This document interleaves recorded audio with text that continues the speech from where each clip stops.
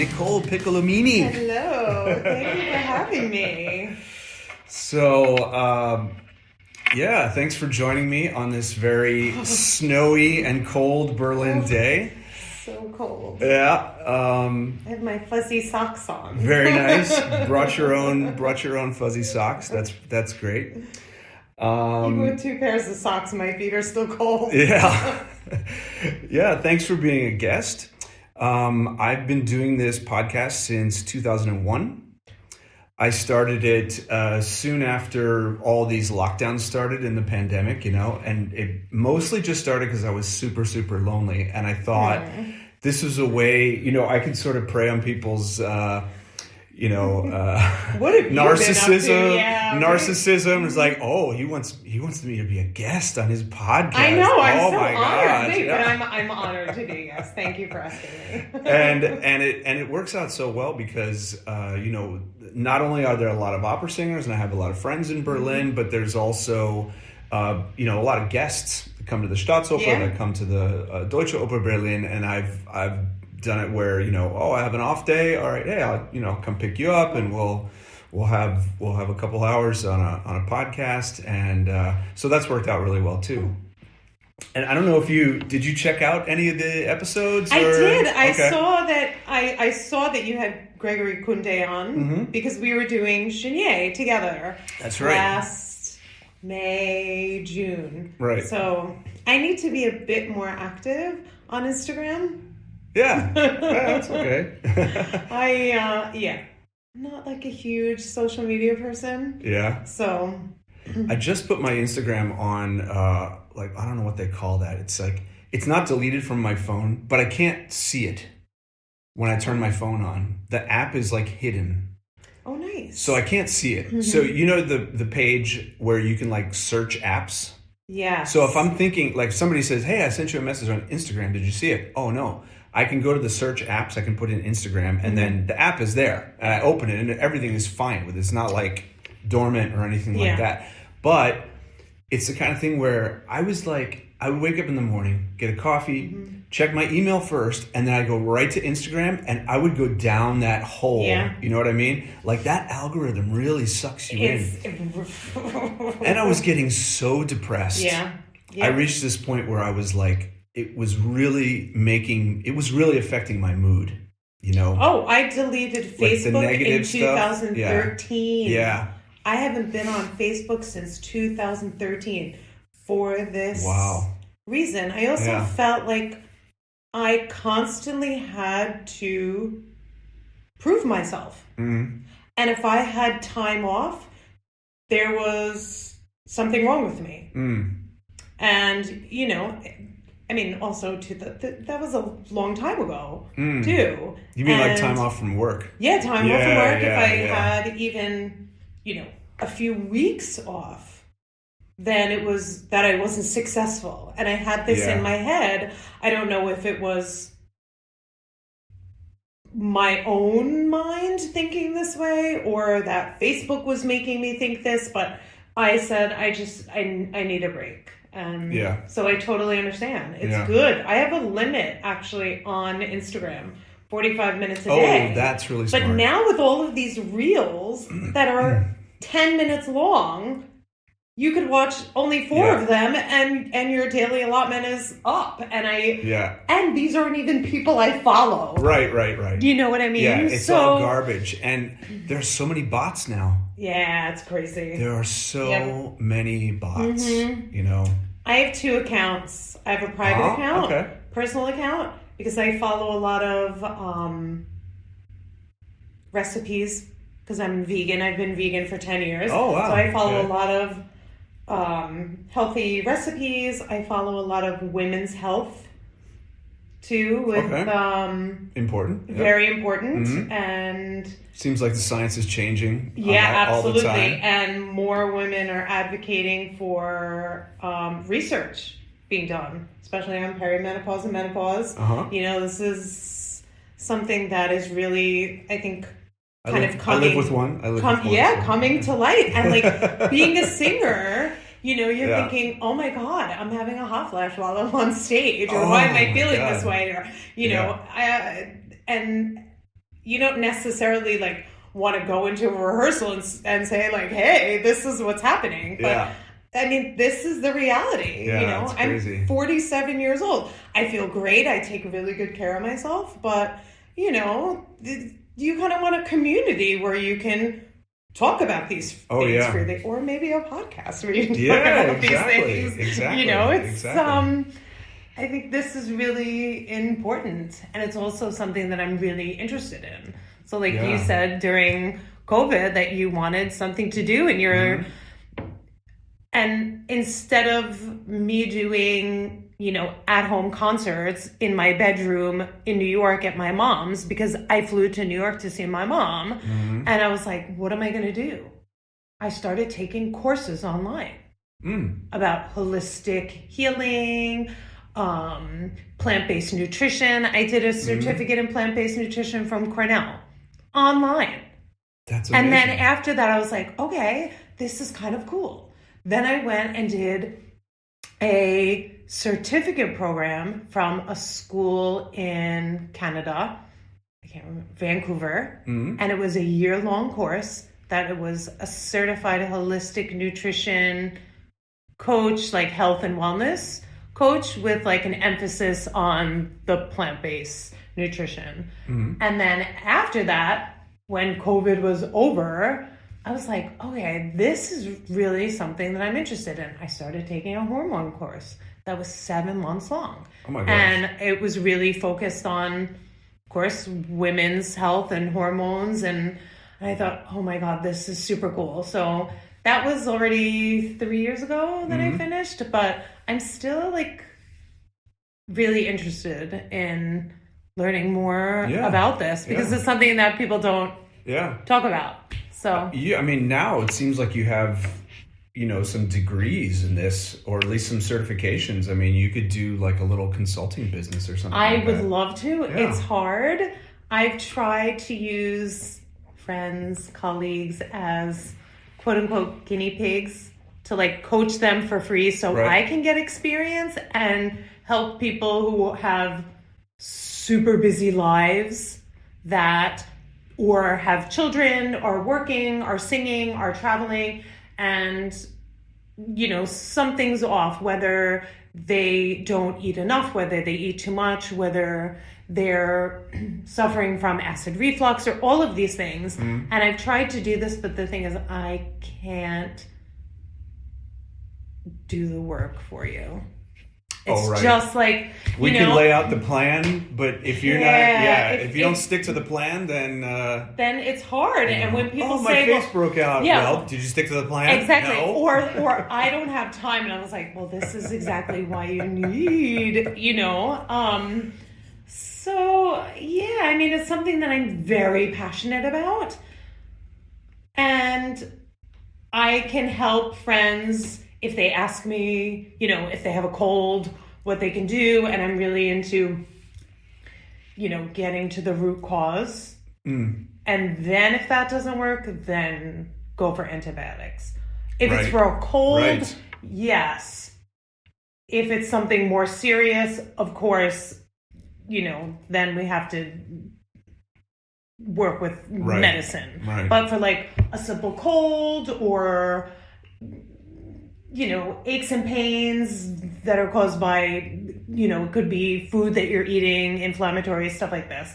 So yeah, this is something that I'm like super passionate about. And then actually after that, I started doing facial reflexology, which... What is that? It calms and regulates the nervous system. Singers, listen up. Yeah, wait, say it again. Facial reflexology. Yep. Okay. So it's like reflexology of the hands and feet. Write that down. Go ahead. And there are points in the face that correspond with the organs in our body, and our organs hold emotions. So I knew that our muscles did, because I would like have a massage and I would start to feel like something emotional, you know, like a little bit of sadness sometimes, or sometimes euphoric or something like that, you know. And I was just like, this is weird, you know. And then I think I heard that somewhere in an interview. It's like, did you know your muscles hold emotions? Yes, and your absolutely. organs do and too. And the organs do too. So this is like, wow. I hate to use this as an example, but it's probably the easiest. Someone who abuses alcohol, liver holds anger. Really? Yeah.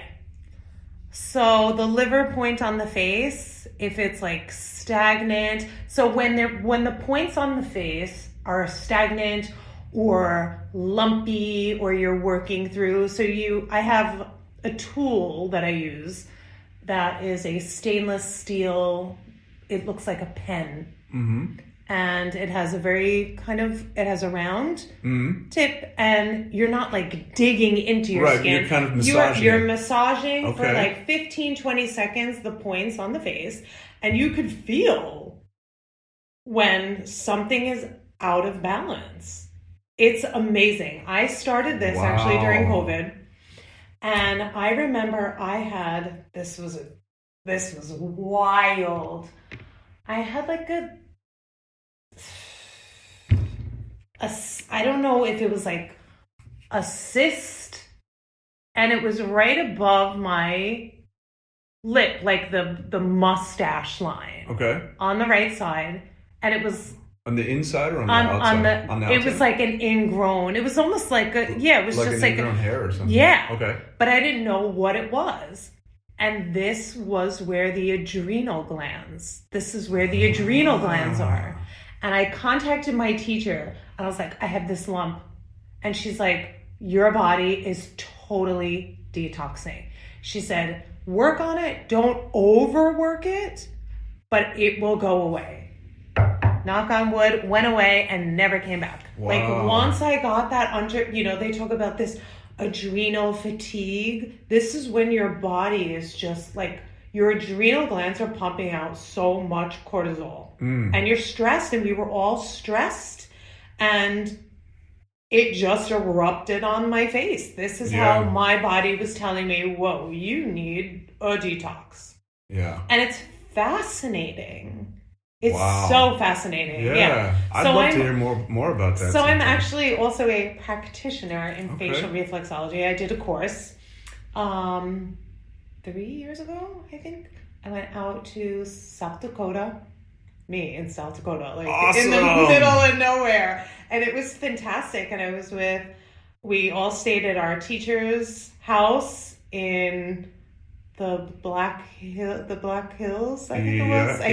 Yeah. And there were 4 other women there, and coming from all walks of life, and just coming together for this 1 week retreat. And we left. I left a completely different person. That's amazing. It was, and I was like, every adult needs to do a retreat at least once a year.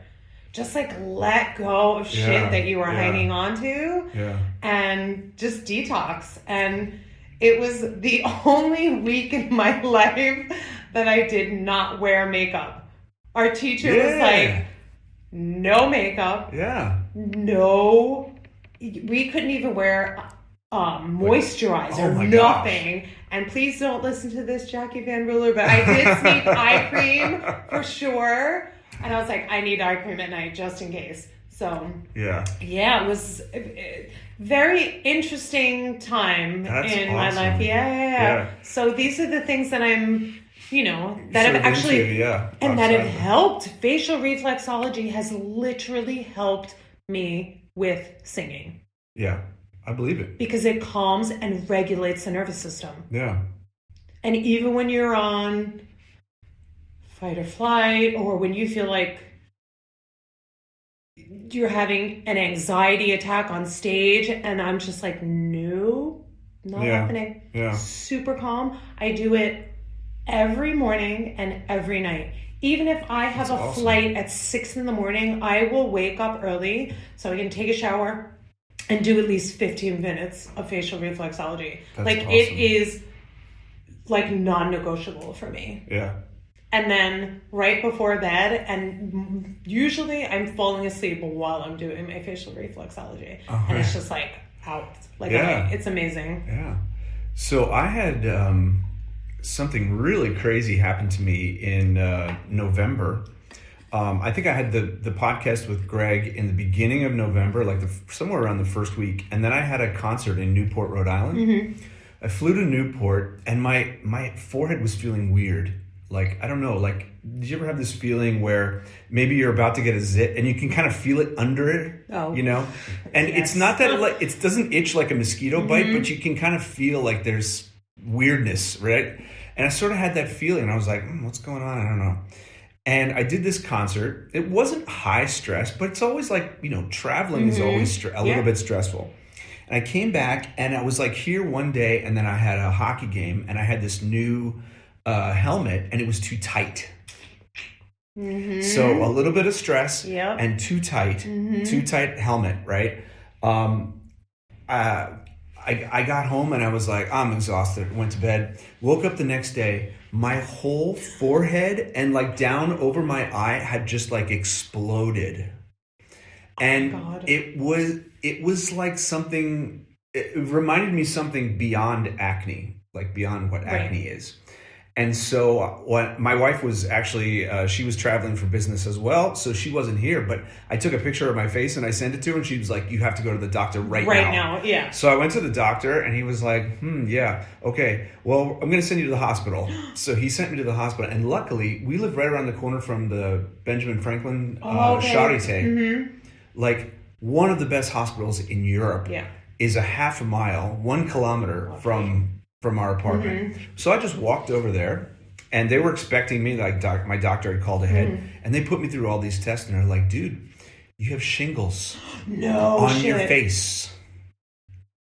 They're like, we're going to admit you for 7 days. They put me right up in a hospital bed. I got the whatever meds they were giving me, antiviral meds, I think is what they were, right into my arm, 3 times a day. That was a 45-minute treatment I had 3 times a day. They would wake me up at 6 a.m. That's intense. You're like leaning back from me. No. Because it's not contagious. No, I know, but the thing is, shingles, like, I think it's bad news. And it's caused by. It can be caused by stress and tight clothing. And it could very well be your helmet. And also when you're sweating, even if you're playing ice hockey, do you play ice hockey? Or ice hockey. Still, that I'm sure if you hadn't been wearing that helmet, for sure, probably for sure, probably wouldn't have.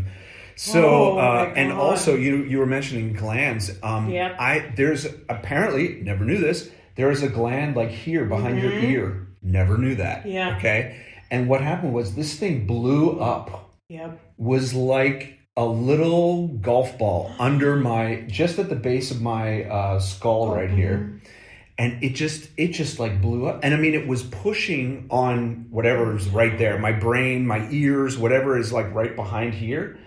And I was having these massive migraines. So they put me on like a very low dose of Advil.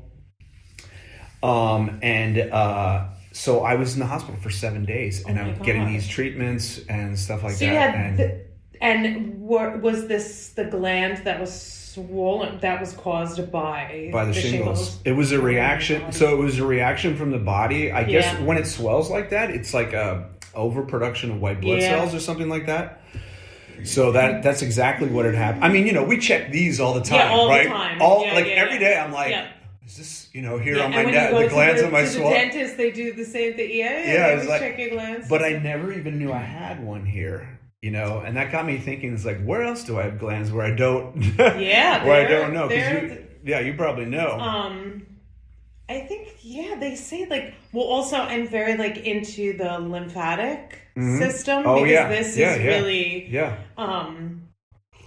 basically I started doing a little routine. Our immune system, when it's just stagnant, and it's easy for that to happen this time of year when it's so cold. We're not as active and things get tight and they don't move around. We're relaxing, and totally. Hold that thought. We're just going to take a little quick. We'll talk about that. All right, we're back. Just a little quick little pause. So we were talking about the lymphatic system. I'm just so fascinated by this because our bodies are meant to, I mean, people might think this is a little crazy, but they're meant to heal itself. Yes. Do you know what when you take care of when you really take care of your body. Yes. You know, I mean, yes, things happen, but it's good to take care of yourself and not run yourself into the ground. I think that's understated, what you just said. Like, our bodies are actually designed to heal themselves. Yeah. Because I just sort of had a new perception on listening to podcasts and certain interviews and things like that. I have a completely new perception about what medicine actually does for us. Most of the time, what medicine does for us is it kickstarts our own body. Yeah. It like kickstarts the immune system to do something, to cure something in the body. And I've never thought of medicine like that before. And that's completely amazing. But the lymphatic system, I just started this sort of, it's a little exercise routine, and it's meant to sort of flush your lymphatic, but it's flush your lymphatic system. But it's like a lot of hopping, this is and like shaking out your hands. Chinese medicine, and just getting it moving. Yeah. You know, and as I said, like this time of year, we're just lounging around inside, staying in bed longer, wearing a lot of clothes. Like I noticed, so, you know, I'm wearing like skinny jeans. Are you warm today. enough? Because I can get you like a blanket or something. Cool. It's okay? All right. Just wearing skinny jeans, and then I'm like, well, I love to wear my socks that go over my knees because I'm always cold and I want my feet to be warm. And I was like, whoa, I can't wear all of these clothes. And like, so, and that also when you're wearing clothes that are way too tight, this also disrupts the flow of lymph. So like, you know, and I noticed that when I have my coat and my gloves on, I always wear my beads. Like these, like, energetically give me, you know, the luck that I'm, you know, they're the first things that I put on after a shower, and I have my little watch on and all of these, and I'm like, it's too tight, and it's like, it's disrupting the flow. Yeah. So, this is something that's, I mean, I've always been active because I started dancing really, really young. Oh, really? So, I started, I've been on stage for 40 years. Yeah, I mean, we should talk about that because you know, it seems like it with opera singers, especially American opera singers, because we don't grow up with opera being sort of a mainstream culture thing. You know, it's like, you know, I mean, I was 18 when the Three Tenors thing came out. You know, when the first concert they did in Rome. And even that was sort of just on my peripheral kind of thing. It wasn't until I met a friend of mine from Vienna, where, you know, I like to say, you know, opera to him is what baseball and apple pie is to us. Yeah, exactly. You know, I mean, it's on TV every night. Yeah. You could get standing room tickets. You know, he was getting standing room tickets at the Staatsoper for like €2 or something as a teenager, you know, and he just showed me everything about opera. Not so much about singing, but about opera. Because I had really not, I knew very, very little about it. So that's amazing. Anyway, my mom introduced me to it. You know, growing up on Long Island, I think we do have access because of New York City and being so close to New York City. And, I mean, it's the way everything, I think, just was, I don't know, meant to be. I'm also one of these people that think, okay, like your path is your path and you can kind of create your own path. But I feel like some things were just meant to be. And like, growing up on Long Island and, you know, having my mom, who is not an artist, but is very open. And when I was growing up, my mom was a belly dancer. Belly. You said belly, not ballet. Not belly. A ballet dancer. My mom was a belly dancer. Also sort of a fringe art form, but she and I remember her dancing around the living room and I would go to class with her, and it's just something that she was blessed with, the ability to move her body this way. Yeah. And I was not. like that. And she danced at parties and she made her own costumes and was so stunning. And I just admire her. And then, like, I don't know, 85, 86 maybe, a dance studio was opening right by our house. And my mom was like, Nick, do you want to take dancing lessons? And I was like, yes. And I grew up going to the studio, Broadway Dance. That was like literally just across this main, it wasn't a very big street, but a 5-minute walk. Yeah. And I've only done one other podcast and I talked about this because it's just so funny. That's okay. Yeah. And then in the summer of 1986, my mom was like, there's a movie you should rent. So my mom was working and I was home. My two brothers were, we're close in age, but they're off doing their thing with their friends. And my mom's like, Nick, you should rent this movie. And there was a video store right across the street from the dance studio. And she's like, it's a chorus line. Go rent it. Yeah. So with Michael Douglas and I love this movie. Okay. And it came out in 1985 and it came out on VHS in 96. And I go to the video store and I sort of miss tapes and stuff. Oh man. And this was so funny. I'm 6 years old about. Oh my gosh. Yeah. And I should be, is that right? Math? Anyway, I was about 6 years old. Yeah. And how old I was in 1986. And I go and I rent this movie and they're like, this is rated R and you can't rent this. Oh, and I said, right. my mom Because said it had you swearing in it and stuff, right? There's nudity too, right? There's so much. I mean, it's like really, it's about the arts in the 80s and New York City and, the grittiness of pounding the pavement, as they say. So I was like, my mom said you can call her at work.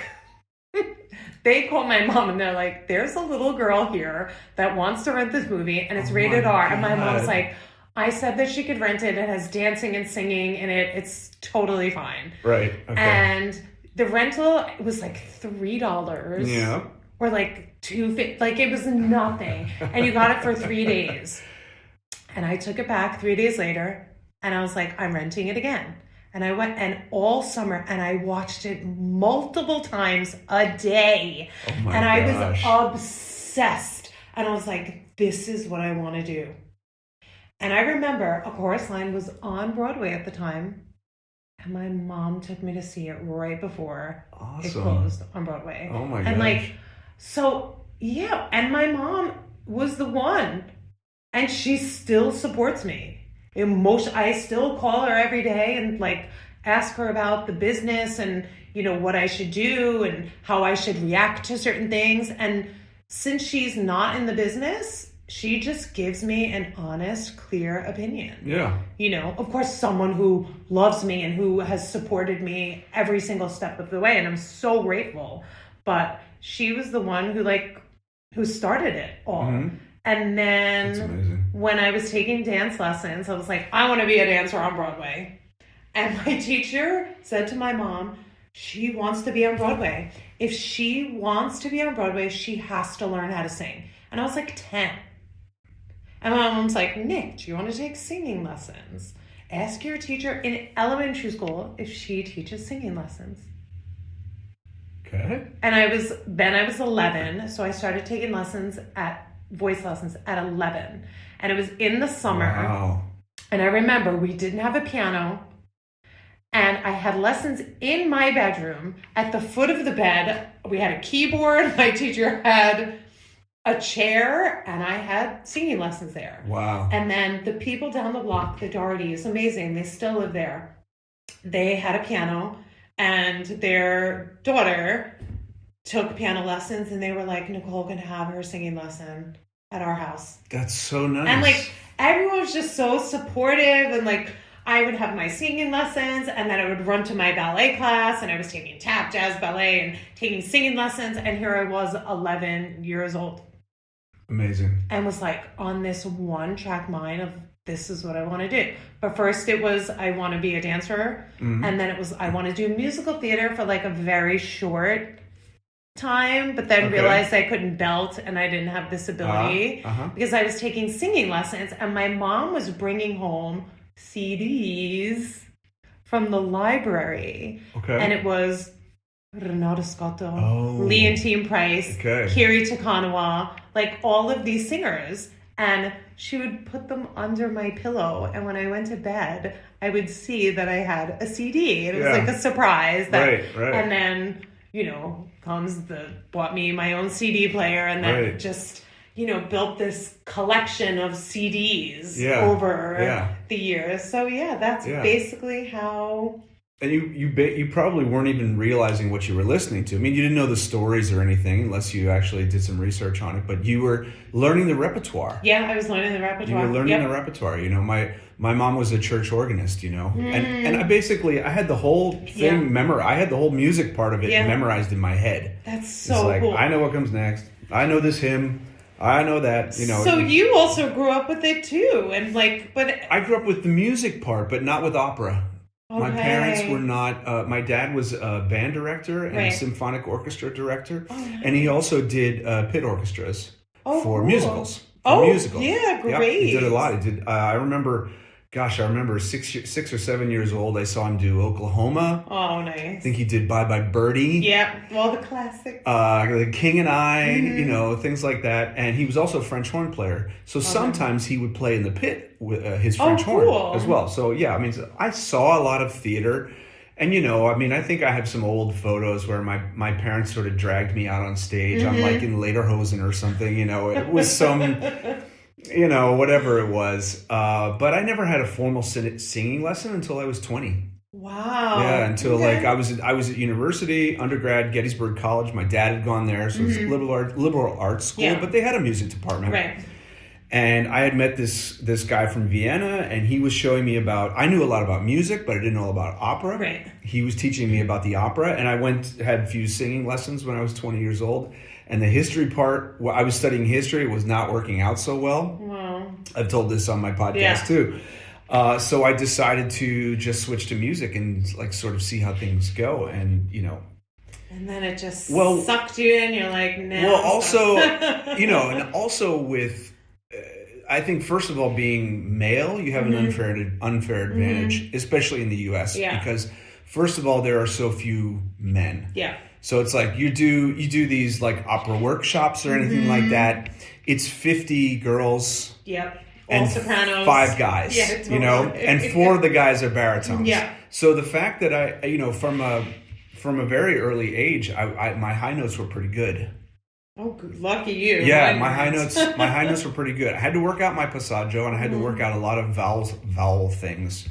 I remember I think it was my first or second year studying as a voice major. I got Diespiltnis, and of course I would crack on the G every single time. That's a tricky one, and it's I didn't have the right teacher until I found Arthur Levy to really sort of get me the technique to sing that repertoire. Because everything was too high. It's very natural for the men because we're using the strength of our body and we're pushing everything up, right? So the larynx doesn't stay down. And of course, it will destroy your G, your F sharps and Gs if you do that. So every time was this is What's happening? And my teacher at the not at Gettysburg, but where I went next, she was very much into the imagery thing. So we would not. Something that I am not into when it comes to singing techniques. It's really all imagery, right? Yeah. Because we can't see our larynx being lowered and things like that, But absolutely agree with you on that. But this was. Floating I would on do a that. Cloud. This was. I remember this distinctly when I sang it for her, and she said, "Now, when you get to this part, think of lambs jumping over a fence."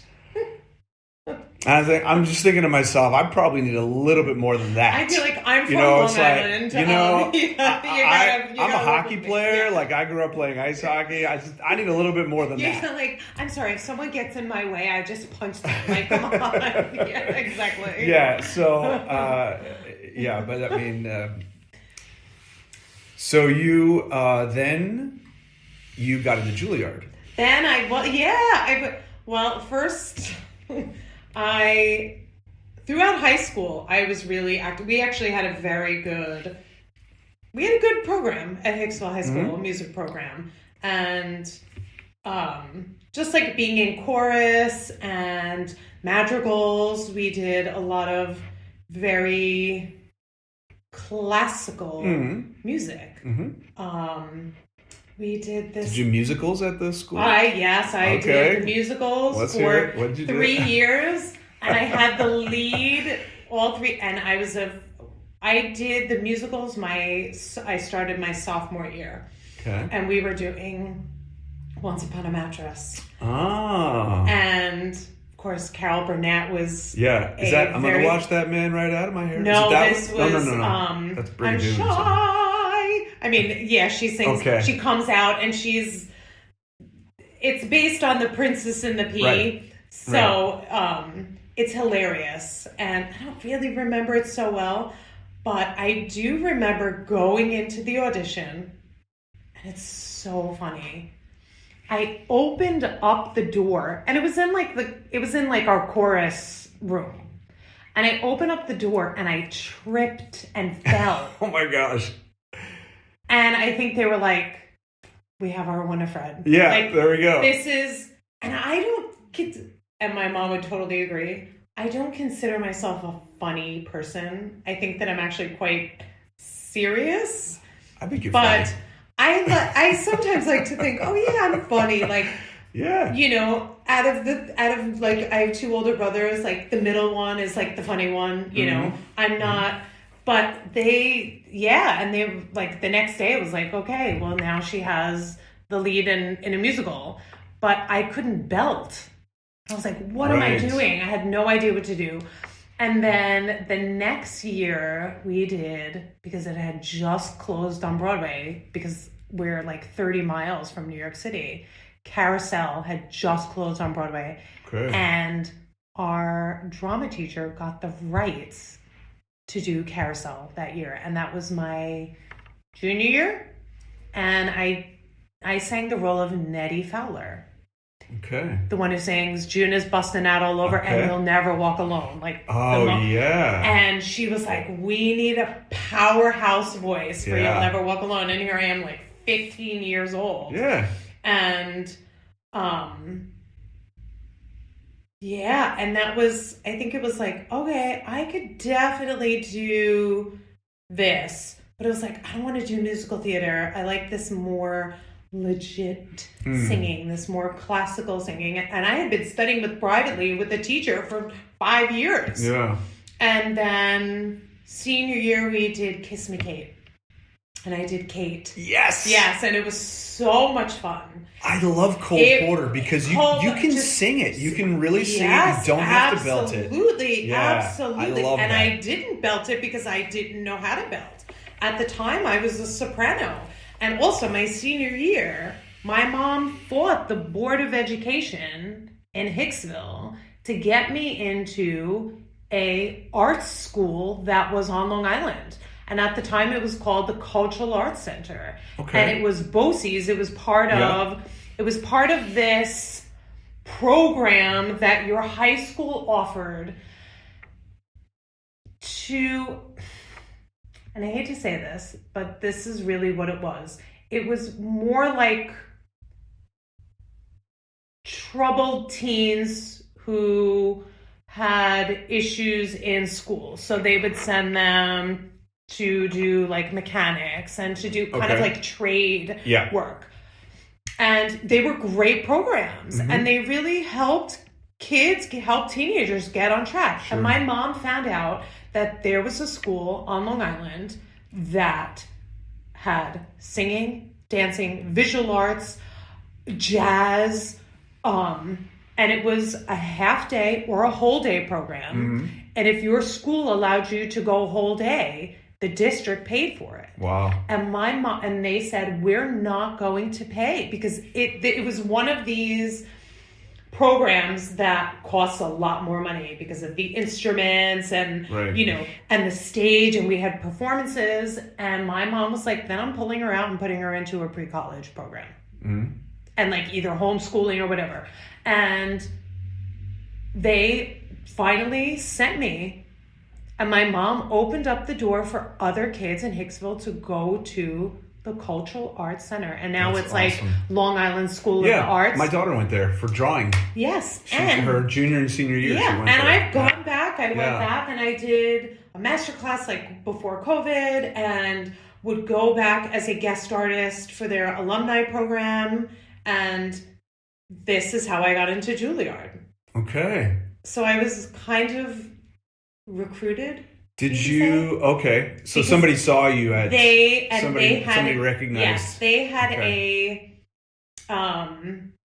it was like a college fair. And they chose students who they thought were in like getting ready to graduate to perform. And there were pianists, there were instrumentalists, there were drama students, there were dance students, there were musical theater. And we had this afternoon, and someone from Juilliard was there. And I remember it was on a Friday night, and my mom's like, Nick, Myrna, the voice teacher at BOCES at Cultural Arts Center, is on the phone and wants to talk to you.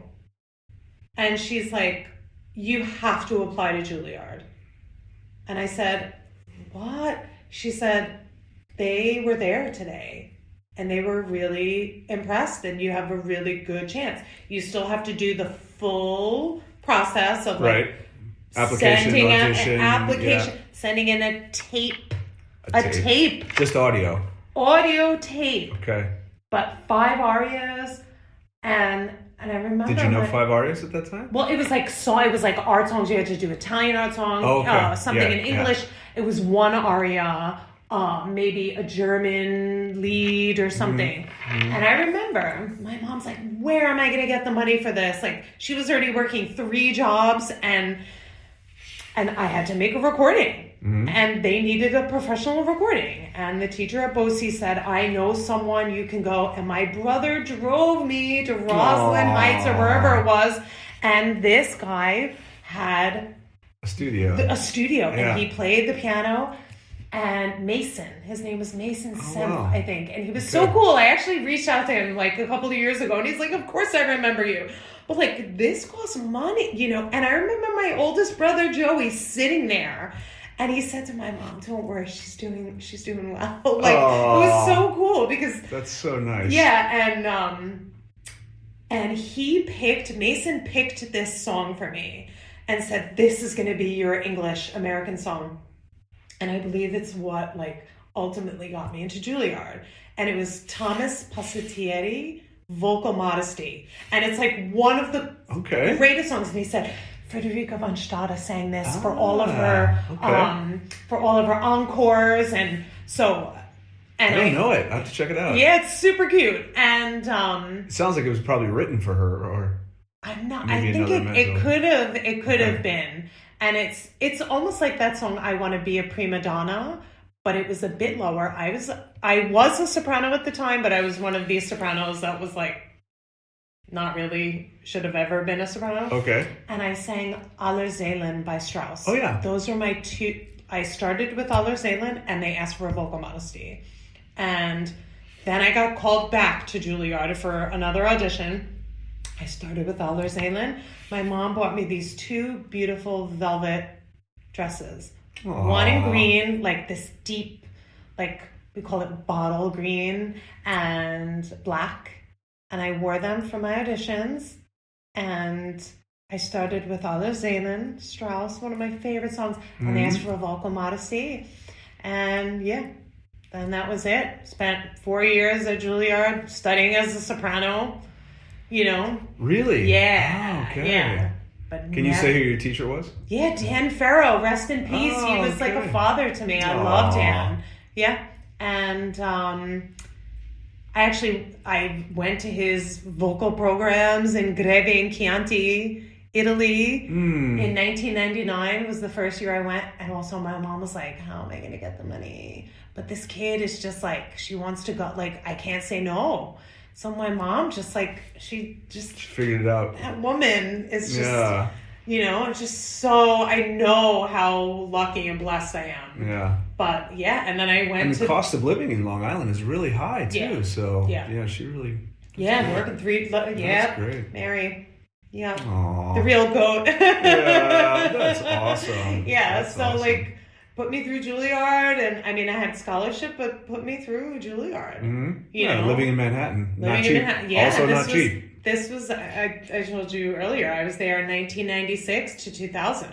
And I think tuition then 96. I have to when I go visit my mom, I know I have a book like the admissions book where it just breaks down the courses and and tuition. I think it was then over 25,000 basic tuition in 1996. Yep. I can't even imagine what it is 26 years later. Yeah. Insane. When I graduated in 2000. So that was already almost 26 years ago. So like almost 30 years ago. Oh my God, it's crazy. So that's how it happened. And then right after Juilliard, I switched to mezzo, and it was like, okay, this is where it should be. Okay. Yeah. Where did you continue at school? Did you get a No. No, it's just private study? Yeah, okay. private. I was like, Good. I actually did not get accepted to Juilliard Masters. Ooh. Oh, this is a great story though. I love Juilliard, and now I've been very active when I'm in New York to attend alumni. I'm a proud Juilliard graduate for sure, absolutely. It's part of my story, it's part of my training, and they did not accept me for a master's. They waitlisted me. And I told a friend who I met, who lives in Berlin, and we met at a Juilliard alumni event last summer here in Berlin in June. And I was like, Juilliard didn't accept me for a master's. They waitlisted me. And I was 21 years old. And I took that letter down to the admissions office. And I slapped it down on the desk. Oh my gosh. I'm like, the balls I had. Yeah. And I said, you can take me off your waiting list. I don't want to be anyone's second choice because my talent is not second rate. I turned around and walked out. Oh my gosh. I don't know. You were like 22? I was 21. 21. I graduated at 21. So gosh. So I was 21 at the time. Yep. Yeah. And that's so insane. This was like the Long Island coming out in me. I said, you can take me off your waiting list.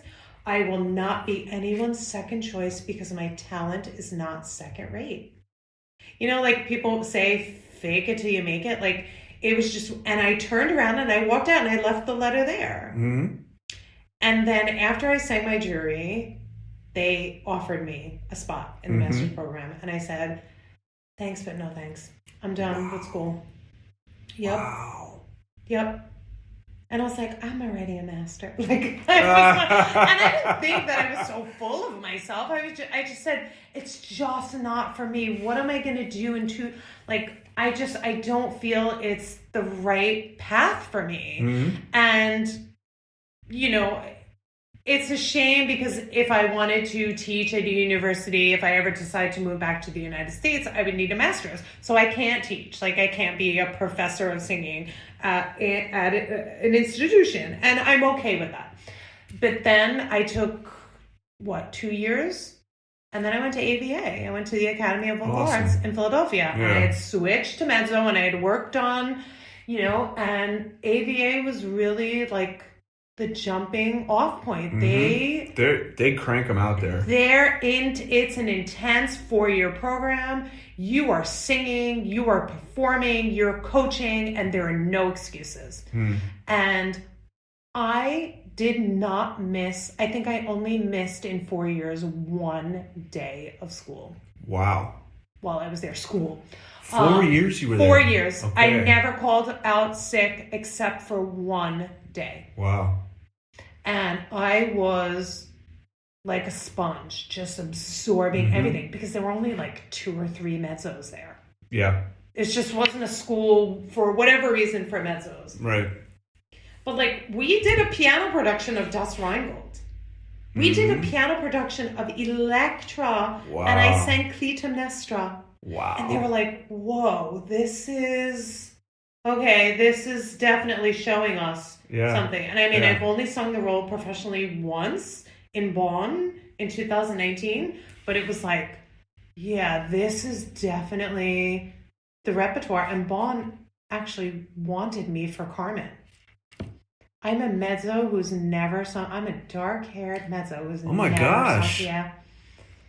Yup. And easy on the eyes. Thank you. Thank you. But that is really surprising. Yeah, very surprising. Wow. Is it a role you want to do, or? No. Okay. Actually, I don't feel that it... I don't feel that it speaks to me. There are so many singers who can just sing Rings Around Me and do it justice that I don't feel that I can authentically bring. I sang Maddalena Rigoletto for almost 20 years, for 19 years, I think. And this was my quote unquote signature role. I had done it so many, like at least 12 productions. I've done it in concert several times. And it was something, and it's funny, like if you sing Maddalena, chances are you sing Carmen. Or if you sing Carmen, you'll definitely sing Maddalena. And I was not, that was just not my path. Yeah. Because after, straight from AVA, I came to Berlin, and I came to Deutsche Oper Berlin. Right. Because I won the scholarship. Right, the scholarship. That's the stipendium, right? The American Opera Foundation. Right. And they're just amazing. Yeah. What they've been doing for, it's got to be almost close to 30 years, I think.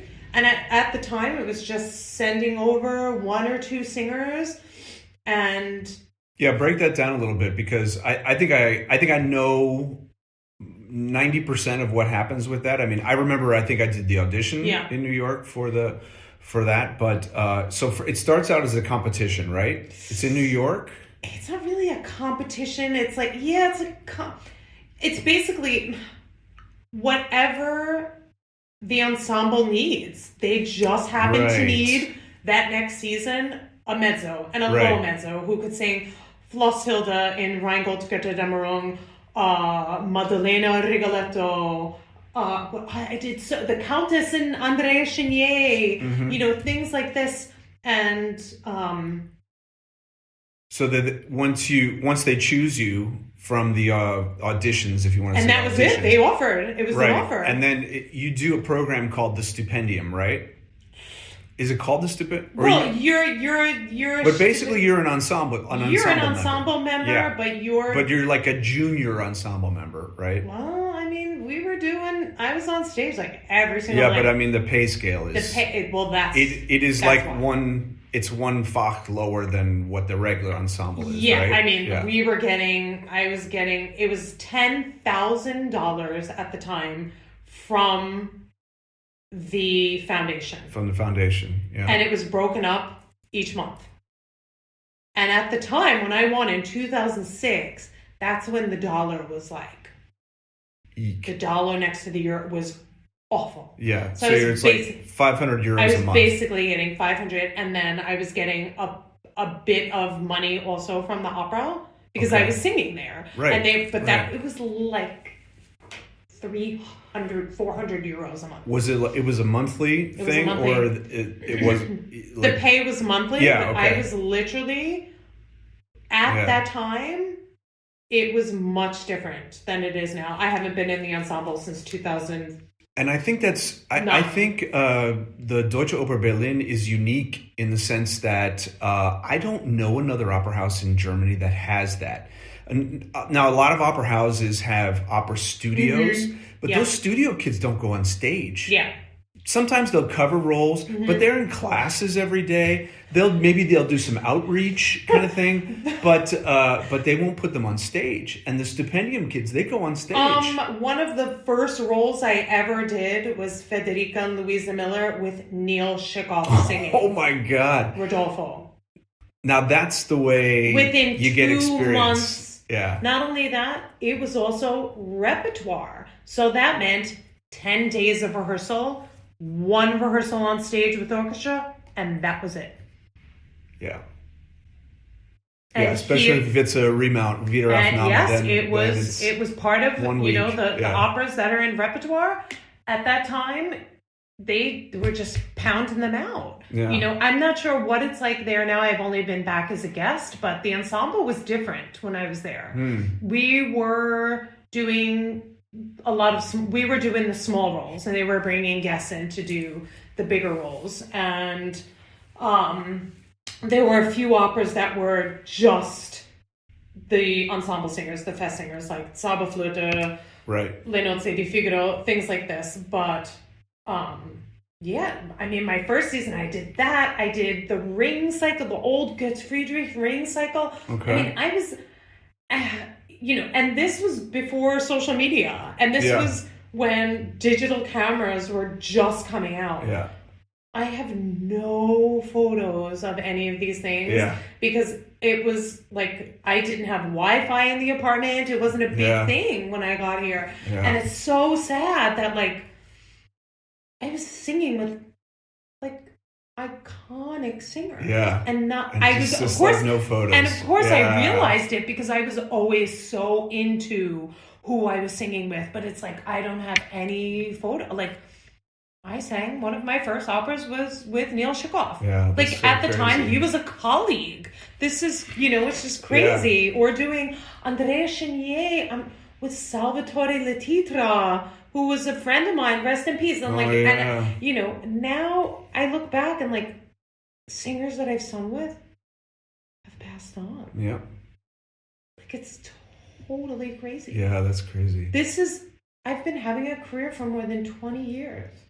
And it's gone by so fast. And I feel I wish I remember everyone who was in that first ring cycle, this legendary ring cycle that I was in, that I got to do twice or 3 times. So you started in 2000? 2006. 2006? Yeah. Oh, okay. Yeah. I graduated Juilliard 2000. And then I went to AVA from 2002 to 2006. Okay. And then went straight to Deutsche Oper. And where were you for 9/11? Were you living in New York at that time? I was living in New York. Me and too. I was working. This shop no longer exists because of the construction they did in Lincoln Center. I was working at the gift shop of Lincoln Center, which was underground. I've been there. I worked there I worked there for 9 months, right before I went to AVA. Mm-hmm. Yep. After I graduated Juilliard, I did some little freelance gigs. I was walking dogs. I was, I used to take care of Nora London's dogs while she was away in the summer. Nora. Yeah. Amazing. And while I was kind of switching from soprano to mezzo, I did the Caramore program in summer. Will Crutchfield. Also, someone I still work. I actually saw him last minute in August when I got a call to jump in for Trovatore in Australia. Yeah. In Perth. They called me. I had just less than a month. And I was in New York visiting my mom. I was renewing my passport. And I was I need my passport. I was expediting it 2 weeks already. Yeah. I had to expedite you told me the story in the cafe, but say it again. 3 days. 3 days, because they had to get me a work visa. Right. Really fast. Right. Normally it takes 50 days. They got it in 6 days. Jeez. And they were you're one of the most organized people we've ever worked with. That's what they said in the opera house when I got there. That's and I was awesome. I am just, that's why these things, like, I have to, it has to be super, super organized because no one's doing it for you unless you're paying them. But, so Will, he got me, had very little time, but saw him a couple of times. So Will's been there. Yeah, there was a time that I didn't see him, of course, for a long time. And, of course, COVID and things like this. Yeah. But I sang Maddalena and Rigoletto and Caramore in 2014 with Georgia Jarman. Yeah, and then we sang it together the following 2015 in Santa Fe. So, but yeah, Will's been, like, I would say kind of like a mentor. Yeah. To me. Yeah, and great. Steered me away from a lot of repertoire that I wanted to sing, but, like, he said, why are you singing this? And then he was the one who was like, you have to sing Erda, Siegfried, and, these roles. And, just a coach who knows the voice and knows how it works and knows how to get the best grounded sound out of you. But his dad was also a singer. And the thing is, Will can demonstrate too. He's not a singer, but if you're like, well, I can't, show me if you could, and he can do it. Yeah. And I felt like I always did some of my best singing with him because he just knew how to get that chest voice. And I hate to use that word because I always feel like body in the sound. I always say it's not chest voice, it's just naturally how my voice is, but he just knows how to get that connection from the depths to the top. Yeah. And singing teachers know how, but he has just this ease of explaining it with no bullshit. Yeah. Yeah. Did you ever see the video of the guy? I think he's an American guy, and he calls himself a tenor. I don't know that he's actually sung anything, but he did this basically like a homemade documentary. Oh. He goes over to Italy, and he can speak Italian, and he interviews these old divas. Not divas, diva, mezzo soprani. And the name of the documentary is What is Chest Voice? Or something like that. Got it. And he goes up to these sopranos, like I think I remember Simonati was one. Simonati was one. Simeonato, yes. Simeonato, that's it. And they were like all Fedora Barbieri. Yes, she was one. Yes. They were all. It was all like these mezzo divas who from this age. Yeah. And he goes up to them and he goes, age of singing. And he goes, in Italian, he says, "What is voce di petto?" Yeah, this is does Fedora it exist? Barbieri, and she goes, yeah. Oh yeah, quickly. Yeah, she sings something from quickly right away. And this guy, I don't know. So have you seen that clip? Yes. Yeah. Okay. Circulating around. What is this guy's name? I can't remember now, but he's the strangest dude because when he speaks in his falsetto. Hello, let me tell you. Let me ask you now. What is voce di petto? And then they'll say a joke or something, and when he laughs in his chest voice. So it's like, oh, that's so. I'm gonna have to look on YouTube for that. Yes, I remember this was circulating around. I mean, and this was like late 90s when he did this. Yeah, this was like late 90s. Yeah. And I have a thicker blanket if you want. It's a little chilly. Yeah. It's not super warm in here, and Altbau apartment, so. Oh, really? So. Yeah, but 9/11. So I was in New York for 9/11 too. Yeah. So I had done Glimmerglass, and from Glimmerglass, at that time it was the same administration that was running City Opera, and City Opera offered me this contract. At the time, they called it a weekly singer, yes, because they actually paid you every week. Yeah, and it was pretty good actually. The pay was not bad. But we had a dress rehearsal that morning, final dress rehearsal for flute. Oh. And I was singing The First Priest. the Aristocrista in Magic Flute, and that was going to be my debut, actually. Wow! And so we had, and you know how dress rehearsals, people don't know, in New York City. So at the Met and at City Opera, they do them at 11 o'clock in the morning. 11 o'clock in the morning. Yep. So your makeup call is 9. Yeah. You know? Oh, right. If they're gonna wig you or anything like that. So I'm on the train at 8:15 or something, because I had an apartment in Inwood, and I'm on the train coming down 125th Street. The train stops. They're like, everybody get off. And I'm like, what's going on? This lady's like, I don't know, some idiot ran his plane into the... Because, like, we didn't know. Yeah, totally. Like, I know. We really didn't know what was going on. Yeah, I was on 76th Street or whatever that station is. Okay. Yeah. I go to a payphone. A payphone. Still on the platform. Yeah. Oh. You know, they had them on the platform. Yeah, totally. And so I'm at 125th Street, Harlem, on the platform. I'm like, payphone. And I call the office, and I'm like, I don't know what's going on. Like, I'm going to be late. I guess I'm going to take a cab down there or something like that. And whoever I was talking to in the administration office, they were like, go home. And I was like, oh, okay. Yeah, because this is when cell phones and all the cell towers went out. Everything right. went out. They didn't have enough cell towers to handle all of the traffic. And so I was lucky I got a cab, and he only took, I'm at 200th Street where Inwood is. So he only took me as far as like 170th or something, like Washington Heights.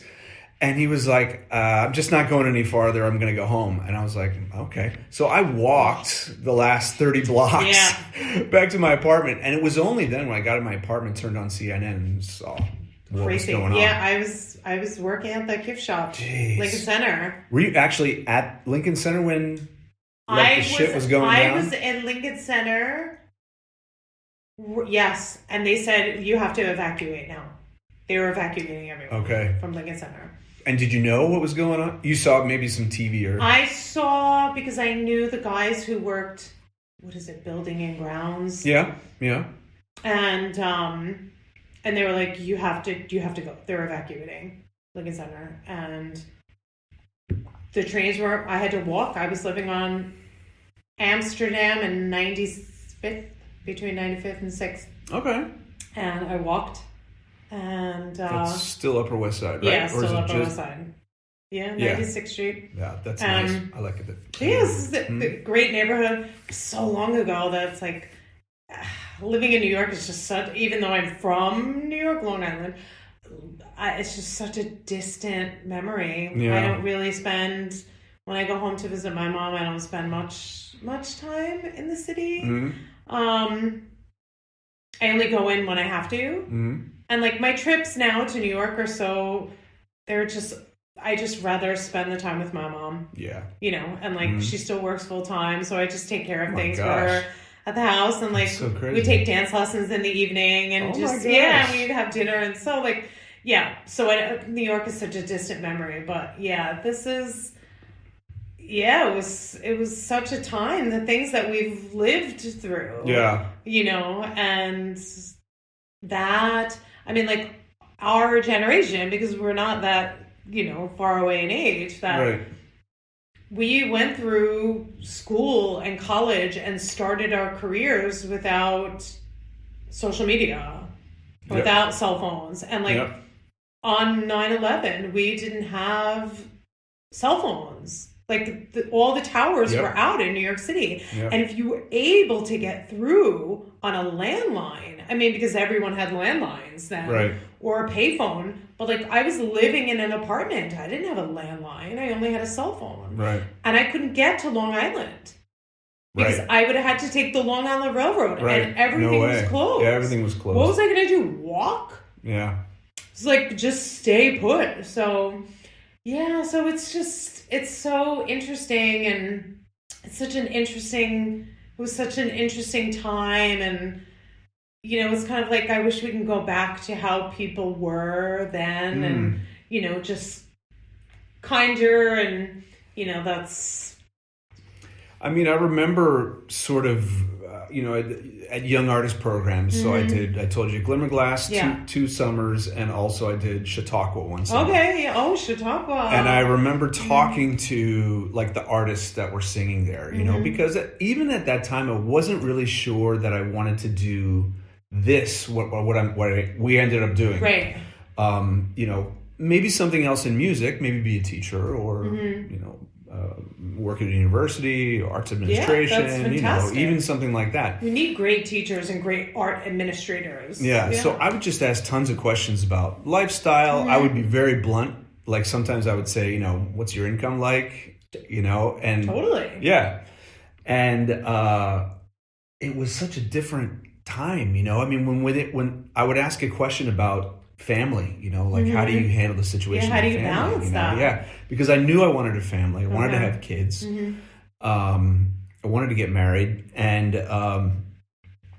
they were like, I mean, when you're working in Europe and you're calling on a telephone, your family wherever they lived in Iowa or Indiana or New York City or anything like that, you remember a prepaid calling card when I first went to Italy. Prepaid calling card in summer of 1997, and traveler's checks, and this was before the euro. Yep. So if you were flying from New York to Paris, then to Italy, you had to have, currency for each airport. That's right. It was crazy. That's right. It was crazy. Yeah. And a calling card. Yeah. My mom bought me calling cards. Yeah. And you had to dial this huge long number and then to my God, it was so funny. That was so wild. But we didn't have cell phones then. It was such a great time. My God. Look, my cell phone's in my bag on Do Not Disturb. My mom knows I'm here. I mean, I live, 10,000 miles away, but she knows I'm here. So she's not going to bother me. Exactly. And it's it's nice to be, I think, it's kind of nice. I was on a 17-hour flight from London to Perth with no Wi-Fi. It was fantastic. Yeah. And my mom, my brothers knew. Everyone knew, okay, I'm not going to be available for almost 24 hours. Yeah. And when I turned my phone on, nobody had messaged me. So it was totally, I mean, so they knew, they didn't message me. But yes, 17 hours. I mean, we grew up without this. So I'm okay for an hour or two, 17, but I mean, they're great tools, but I think they've kind of taken over. Yeah. They've taken over our lives. I had a hard time with my kids because they were, of course, there's peer pressure because if their friends get a cell phone, right, then they have to get a cell phone, and not just a cell phone. Your kids are growing up in the time when iPhones were just coming out. Yeah. Or BlackBerry, if they're in college. Yeah, this is when BlackBerries were coming out and iPhones. And that's iPhone such a was huge 2007, expense. I think. Yeah. Such a huge expense. Yeah. Yeah. I didn't have an iPhone until 2009, I think. Mm-hmm. Yeah, I think I didn't have one until 2011. Yeah. I was sort of holding on to my BlackBerry. Well, actually, no, it was 2011. Yeah. That's when I got my first iPhone, I believe. Yeah. I think mine was the 4, the iPhone 4. Yeah, it was teeny tiny. It was so small. And it was locked too, so you could only. And this was when I was freelance, and I was singing in Paris, I was singing a lot in Italy, I was singing in Amsterdam, and you had to have a SIM card for every single country you were in. And I'm like, this is my new WhatsApp number. This is my new WhatsApp number. And no one knows how to get a hold of you after 6 weeks because you have a different WhatsApp number for every. Yeah. And luckily they finally they simplified all that. They simplify that. And if you now I don't even use a SIM card when I travel. When I was in Australia, I used an eSIM. Yep. Do an eSIM. Yep. And I did a daily rate. And what I paid for unlimited calls and texts, unlimited call was 80 euros for 40. I think I was there for 45 days. Yeah. And it's you don't even have to get a SIM card now. Yeah. You just activate it. You buy it before you go, and then you activate it when you're there, so it doesn't charge you when you're not in the territory. But yeah, things have gotten so simple. I should show you my calling plan, because I have like an international calling plan on my as like my SIM. Oh, it's my eSIM, and it's international, so I can make unlimited calls in Europe. Oh, nice. And unlimited calls to the US. Oh, cool. See, when I was in Australia, it was hard because I was at a 12 and 13 hour time difference with my mom, because they didn't do daylight saving there. So it was hard. Like I didn't really talk to anyone while I was in Australia. Also, I wanted to I was so busy because I was doing Trovatore. Yeah. And I just wanted to be there in the experience and enjoying the experience without, it's hard to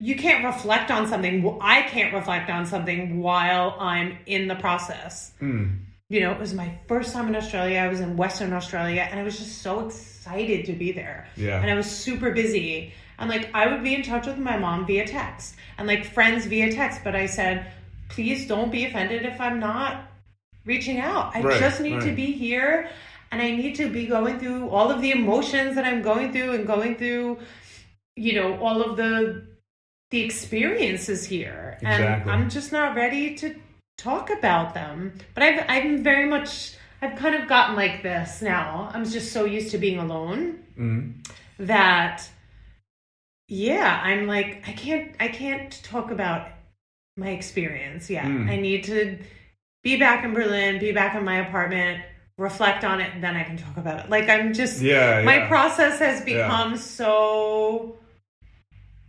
deeply personal that, sometimes I don't want to post on my stories every day. And I don't, I like to post, I should follow you with my personal, my private Instagram. Not that are we connected on your professional one? I think we're on the professional one. Okay. I said, I'm not doing Instagram all that much, but it is linked to my Facebook. So when I post something on Facebook, it shows up on my Instagram. I haven't been on Facebook since 2013, but I love to post positive quotes and encourage people. And me too. I see these things, and it might not necessarily mean that I'm going through this, that I know friends that are having a hard time, or maybe I'm having a hard time, realizing that, wow, my life is actually really good. And I always say this, I have a really good life, and I'm very thankful for that. And I know why I have a good life. I have a really great support system. And I know that, some parents, I'm 47 years old and my mom still help, I'm so grateful for that. Even if it's just saying, Nick, you need to not be so this, and this, and approach it from a different, this is why I ask my mom for an opinion. I need someone who, yes, loves and cares about me, but also who's going to give me a real opinion about something. And so I'm super thankful for that. And I just... can you talk a little bit about maybe what you liked, didn't like, similarities and differences from working in the theater in Australia? Oh my God. Okay, well, first of all, I loved it there. Okay. West Australian Opera. Australian people are so cool. Okay. They are just down, salt of the earth. Everyone was so welcoming and so nice and so happy to have me there. So Perth is the most isolated city in the world. Okay. The closest city, I hope I'm right about this. The research that I did, this is, so any of my Australian friends in Perth listening, you can correct me later, that the closest city is Adelaide, and it's a 3.5 hour flight away. Wow. Yeah. So if you Google most isolated city in the world, Perth, Western Australia will come up. Okay. And I'm such an East Coast girl because I'm from... That's probably 500 miles, 600 miles away. Wow. Yeah. let's just say you probably can't hop in your car and like be there by dinner. Yeah. Like, you know, it's a full day of driving. It's a full day of driving. Yeah. And it's a 3.5 hour flight. So it's isolated, but it's also a big city. There's over 2 million people. Okay. But it's super chill. And the Opera House is super chill, but they get the work done. Okay. So it's like, when you're there and working, it's the work. But when you have a break, there's like tea and coffee and people are just like hanging out and so everyone was just so down to earth and so, I don't know how to explain it, and just so cool and so. Some fireworks, I think, just went. Nice. Yeah. Oh, okay. Yeah, we're in like that neighborhood where like people just like walk out in the street and set off the fireworks in the street and stuff like that. It's always just, I love celebrating anything. Just like you can go into the office and just like I would go into the office and like just chat with the ladies, like just about, we were chatting about hormones, and it's just very welcoming. Just super. As far as like the structure, like it was like basically the same. You would do like 3 hour rehearsals in one day. It was an intense schedule. I'm not gonna lie. Like tech week. Yeah, that was dress rehearsals. Sitzprobe, all that is basically the same. All the same. So that's pretty much universal. Yeah, worldwide. Very little time off. I think we did get, Sunday or Monday, that was like the day off. Like we always had one day a week off. I believe it was Sunday. Okay. And then, we did 5 performances back to back. We only had one day in between, and so it was a very, very intense schedule. Like, all right. How big was the house? Oh, I think His Majesty's Theater is like 1,300 seats. Oh. Yeah, it's a big theater. That's a big theater. Okay. West Australian Symphony, fantastic orchestra. And just great. The chorus too. Amazing singers. They do have a young artist program there too. That, because I felt, this might sound silly, I actually felt a huge responsibility going there as an American, because there were only Australians there and most people who live in Perth, but they needed someone fast to fill in. Yeah. And the way it worked out was just like, it's like in perfect alignment. Like, how it came together was just so great, and I'm so thankful for it. Yeah. Now I lost my. You kind of like came, but you were it's like saving the day anyway. So they were very happy to have you there. Yes, but I also felt like a huge responsibility. Yeah. So like, not that I had to prove myself, but I think also American singers have this thing where we work really, really hard because the competition is so intense. And I never thought of myself as someone like a competitive person. No, I feel like. I don't know if this is right to say, but like for me, it's very personal. Like I know my place. Yeah. I've had to fight for it. Yeah. But I know what I'm capable of doing. Yeah. I know. Do you know like these? Like you're good if you can be like. I know. For me, I will go and work in some opera house, especially if it's a place where they don't speak English very well, and I won't feel like myself. Right. I'm on stage and I'm singing and I'm like, that's not me. Right. What am I doing? And I know that one has to be very sort of centered, I think is the word. You absolutely have to be. You have to be very centered, and you have to like, just like you were saying earlier, like, slamming the paper down at Juilliard and stuff like that. It's like, you have to be very, it sounds like you figured out like who you were at a very early age, which is so important because, in a sense, me personally, I feel like almost every 2 years I'm sort of rediscovering myself. That's great. It's like who am I? Like I was singing this way 4 years ago, and I'm not singing that way now. Right. I still feel like I'm learning stuff when I have voice lessons and stuff like that. Absolutely. Yeah, I mean, like finding your niche, and like sometimes you find your niche, and then in 5 years, that niche is gone. Yeah, you know, they want you for something else. Yeah, you know, totally. And so, I mean, I feel this way, and especially because the last, I would say, 2 years was when I started going into a little bit of different repertoire that like I knew, not different, but like I ended up singing the Countess in Piccolomini at Deutsche Oper. Mm-hmm. And it was a last minute, I was covering, but I was singing the small role of the governess.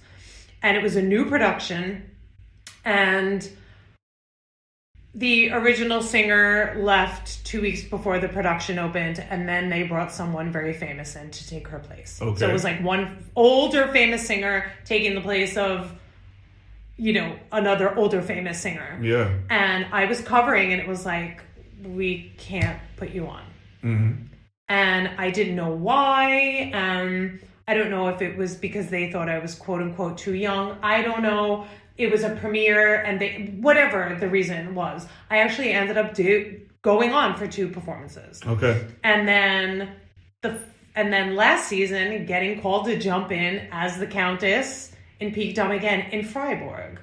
And then last season, I sang the role of Bianca in Rape of Lucretia. So it was more of these like older, mature, more sympathetic, more authoritative roles, as opposed to singing Madalena, the femme fatale, this, you know, just getting in touch with a different side of my personality, different colors in the voice, not being glam, all of these things. And I'm like, I get to be glamorous every day.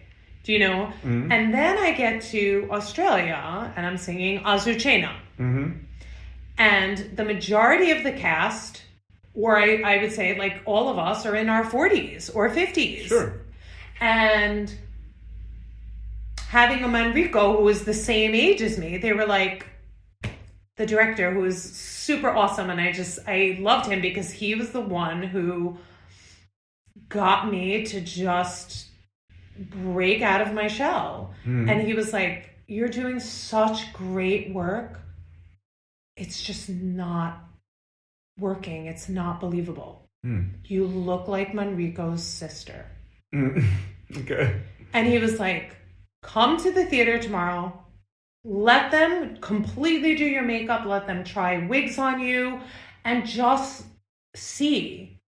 And I allowed myself to transform into someone who I'm not. With this makeup, this dark shadow, someone who, because it was a traditional production, and they were using this old lighting that was really, really, really bright. Okay. So even with aging makeup, it won't read. They had to do it heavy, where I had such dark circles and lines in my forehead. And then when I get to the theater really early, like more than 2 hours before, and I want to, and especially with something like Azucena, where it's not only so vocally demanding, but emotionally draining. And I'm not a mother. I don't have kids, but I really try to get into a role as much as I can, acting wise. And like method acting is not the best for singing. Because like and I had 1 month to get the role together vocally. I had sung it early on in my career in concert 14 years ago in Italy, in Festival Verdi, throwing me to the lions, like when I'm starting my career. And but I transformed into the character. And then I also had to transform my body language. I'm a trained dancer. I still take dance lessons when I'm home. Of course, I carry myself, you know, they said, well, like, okay, now the makeup looks like you're old, but your body is still like young. So I had to but then how do you do this while still staying fluid and Azucena is That's always a challenge, it's right? a huge challenge. Yeah. So I have to use this. And to keep it up for 2.5 hours, too. And, because you go out and you sing that second act and you're like, oh my God, I still have... Act 3's, even though it's short, it's super demanding with all the men. Then Act 4 is so emotionally draining. And you have to, from the very end of the opera, just give everything. And it goes, it's a bel canto too, but it's like 1 minute it's bel canto and the next you're singing balls to the walls and you're singing super piano and doing all of these things. And all of these, this is why I love Azucena. It's such an incredible role because it shows everything that you're capable of and all of your flaws. But you can get away with it because of the character too. Like my B flat at the end for the first 3 performances was literally like a cackle because I was so emotionally exhausted. Yeah. That like you can do it in rehearsal, but then it's a different beast when you're on stage. And of course, looking at myself in this chopped wig for Act 4 and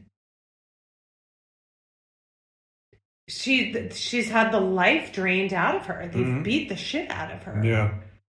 And I love to study my face and say like, how do I use the color in my voice to also go along with how I look as the character?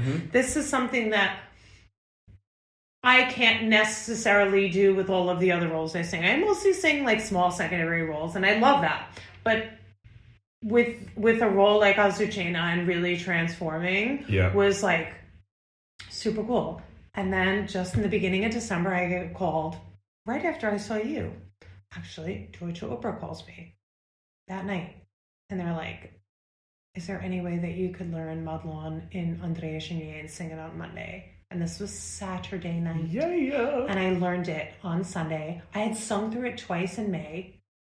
And I was like, okay, something like it's a short aria. It's almost like Erda in Das Rheingold. Okay. She comes out, sings this like show-stopping aria, and then leaves. I literally learned it the day before. Oh my gosh. Went on stage on Monday, like. Nothing. That's such a hard that whole. I mean, I think all the roles, big or small, are really difficult in that opera. And I had done this production 4 times in the last 19 years as the Countess. Right, a different character. Totally different. The Countess, the one who throws the big party that introduces Chenier, and she wears this gorgeous, iconic peacock costume from this 1994 production, John Du.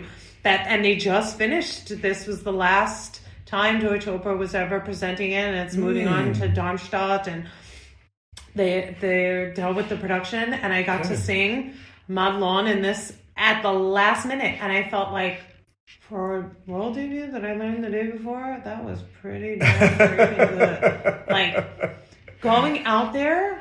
But this is also something about nerves, like the nerves of steel that I built.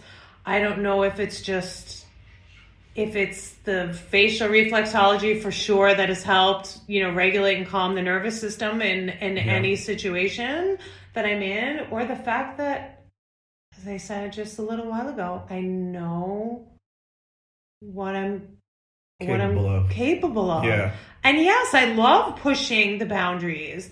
But like, I know what's right for me and what's, and there were times, where I've sung, I've tried to sing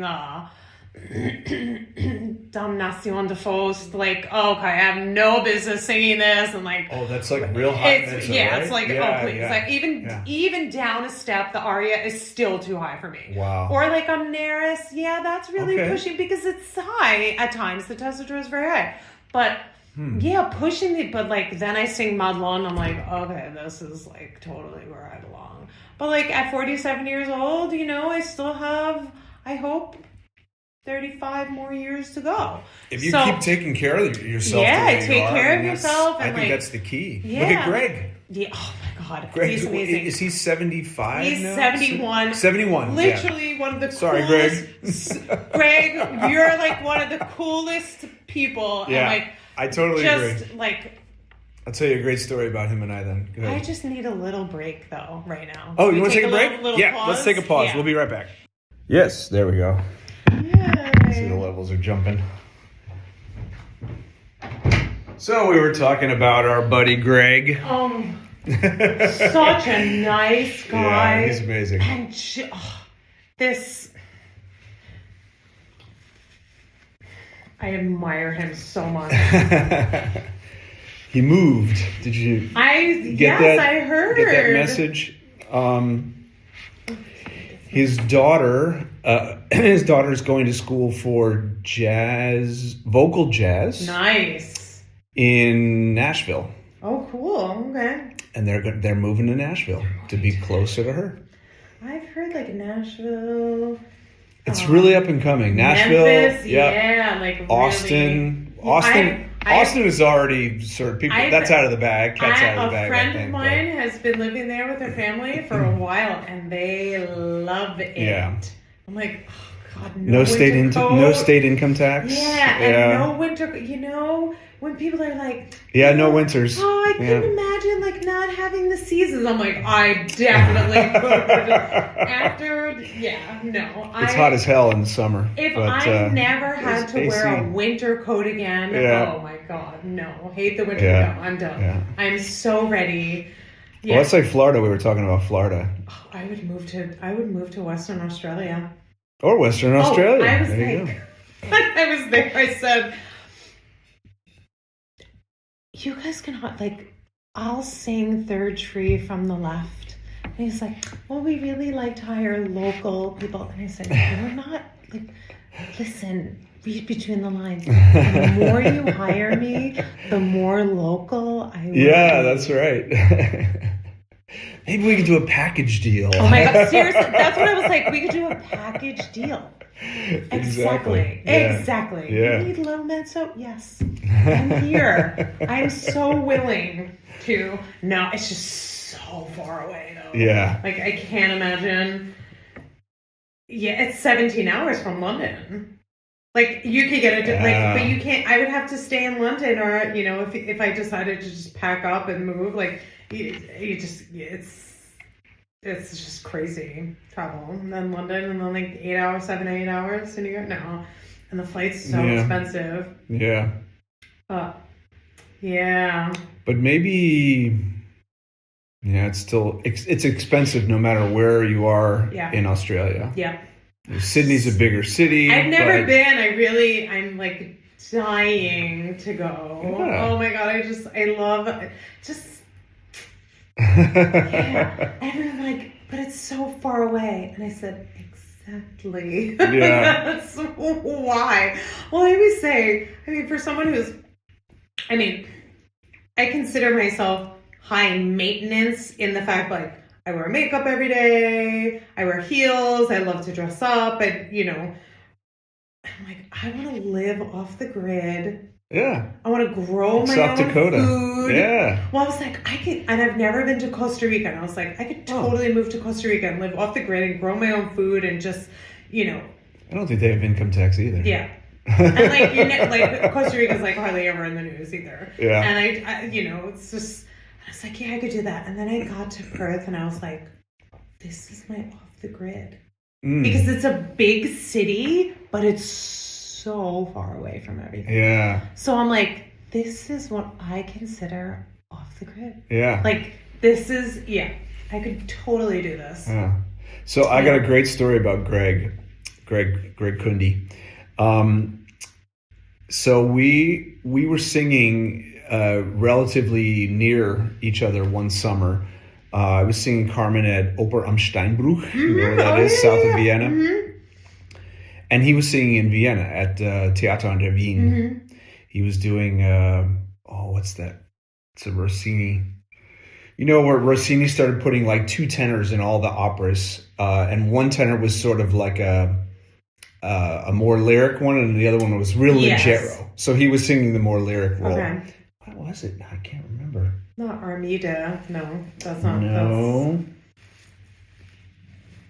Was it no, wasn't is it Italian Girl in Algiers? That's Rossini also, but that's not that wasn't it wasn't at that. Is there a Rossini Otello? Yeah, it wasn't Otello. Anyway, so he was singing the role in this, and I messaged him on Facebook, and he was like, sure, come to the performance. So I came to the performance, and then we went out for pizza afterwards, and we were like chatting up. Like we weren't we were more like just acquaintances at that point, you know. But we were chatting it up, you know, two tenors and American and very similar interests and stuff like that. So we were chatting it up, and I was going to this was like July, and I was going to do my first De Griera in Massenet's Manon in September. And I just mentioned it to him, and he said, oh, I love that role. You know, I used to be like a French specialist, you know, with all the French lyric roles. And I was like, oh, wow. I mean, since we're so close, you know, can I sing some of the role for you? And just like, and he's like, sure. He's like, you organize a pianist and a place in Vienna, and just tell me when, and I'll show up. Wow. And so I gave him a couple possibilities, and I set it up, and I got this pianist who I didn't know, was just a coach that someone recommended for me, right? And our schedules sort of lined up. And I started singing the aria from the second act. And he's like, no, let's go back to the beginning, you know? We started with the opening. Oh. We started with the opening of the opera, and we went through the whole opera. We were there for like 3 hours. Oh my God. He seems like someone who just so down to earth and he was loving it. Like he wasn't just like, sing it. He wasn't that at all. He was like getting excited. He was like, do you know what this part is really about? Do you know what he's really saying right here? You know, and like he was loving just working with me. I love that. He seems like this type of, Didn't charge me a dime. I only had to pay for the pianist and for the space. And then he's like, "Hey, I'll take you out for pizza. Let's talk more about the role." And I was like, "Great!" Cool. So we talked about the role, and he said that I didn't know this about him. He studied for a long time with Alfredo Kraus. Oh, okay. And he said, the first time I did this role, I studied with Alfredo Kraus. Wow. So all of the dynamic marking and the phrasing that he gave me were Alfredo Kraus's. Amazing. And he's like, he's paying it forward and passing it down. And this is, you know, something that I would love to do, but I'm not a good teacher. That's amazing. Greg is like, he's a legend. Yeah. Still with a full schedule at 71 and like traveling all over and just so nice and so down to earth. And I mean, I only met him in Chenier and we didn't really hang out, but like, because it was just such a short amount of time that we were rehearsing. But in the first rehearsal, he was just so unassuming, you know, and like comes out and is like, yeah, he has like no attitude at all. None whatsoever. There's no Devo thing connected with him. So I mean, humble and just like what you were saying, he knows who he is. Exactly, he knows who he is. He's been in this business a long time. Yep. He knows what people expect of him. Yeah. You know, he knows exactly what he expects of himself. Yeah, absolutely. You know, and which is a very high caliber. And he's awesome. And I love that, like, my career started with singers like this, and it's only, you know, and I feel like, and then I look back, I'm like, oh my God, I've been doing this for more than 20 years now.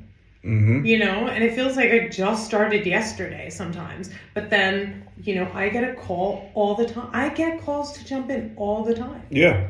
And I think that's where we are in sort of our development as well, because well, word gets around that people can trust you and they can rely on you. Do you think that Deutsche Oper, even as many times as I sung there, if I had shown up all the time with a bad attitude, not prepared, do you think he would call not only to sit, like, I had less than 2 days. He called me on a Saturday night. I didn't find out like, they didn't confirm until Monday morning at 10:30. And the show was at 6:00 that night. Wow. Now, like, or if I had a bad attitude, or if I show up not knowing my music, you think they don't know that I could sing this? I said, yes, I learned. I sang through it twice in May just to see if it was something that, you know, because anytime I had done Chenier, I was only singing the Countess in Act 1. And like for the first few years that I had done this role, I left at intermission. I didn't stay. So I didn't even know the role of Madelon until like last season. When I was like, oh, okay, I can actually sing this. Yeah. So I sang through it, but I didn't learn it. I learned it the day before. I mean, okay, it's not in like, you know, like singing Dalila or something, but still, I had no rehearsal. Yeah. Okay, she walks out on stage, like, but my rehearsal was 5 minutes before the curtain opened. Okay, you stand here, you go. And I met with the conductor and he just played through the aria while I was singing for 2 minutes. And that was it. Yeah. And then you're out there and you're like, okay, I'm doing this. Yeah. And if you didn't feel alive, you do now. Yeah. And you know what? The thing was, I felt so calm because I knew. It's like, you got like... I got this. Like, first of all, if not now, when? And also, I've been busting my ass my entire life for moments like this to say, whoa, you know, like, maybe we underestimated her. Or, you know, I don't know. I don't know if they're thinking that or if they're thinking anything. Do you know what I mean? But I get called a lot. And you learn, you know, when I jumped in for the Countess in Freiburg last year, and it was also... oh, we already have someone, you know, but if we ever need a jump, you always need a jump in. Yeah, yeah. There's a great quote. You're probably aware, even though I'm sure it's not directly on your radar, but in 1980, the U.S. Olympic team in ice hockey beat the Soviet Union team. Did you know about this? No. So that's intense, though. So this was the Olympics of 1980. And at the time, they had no professionals in the Olympics. These were amateur players. So the players that were playing on the U.S. team, they were college kids. Whoa, I didn't know that. And the Soviet Union, they were essentially professionals because these were guys, they were much older. They were in their late 20s and early 30s. And they were essentially professional players, but because they were living in the Soviet Union, they didn't play in a professional league. Okay. They were essentially in the army.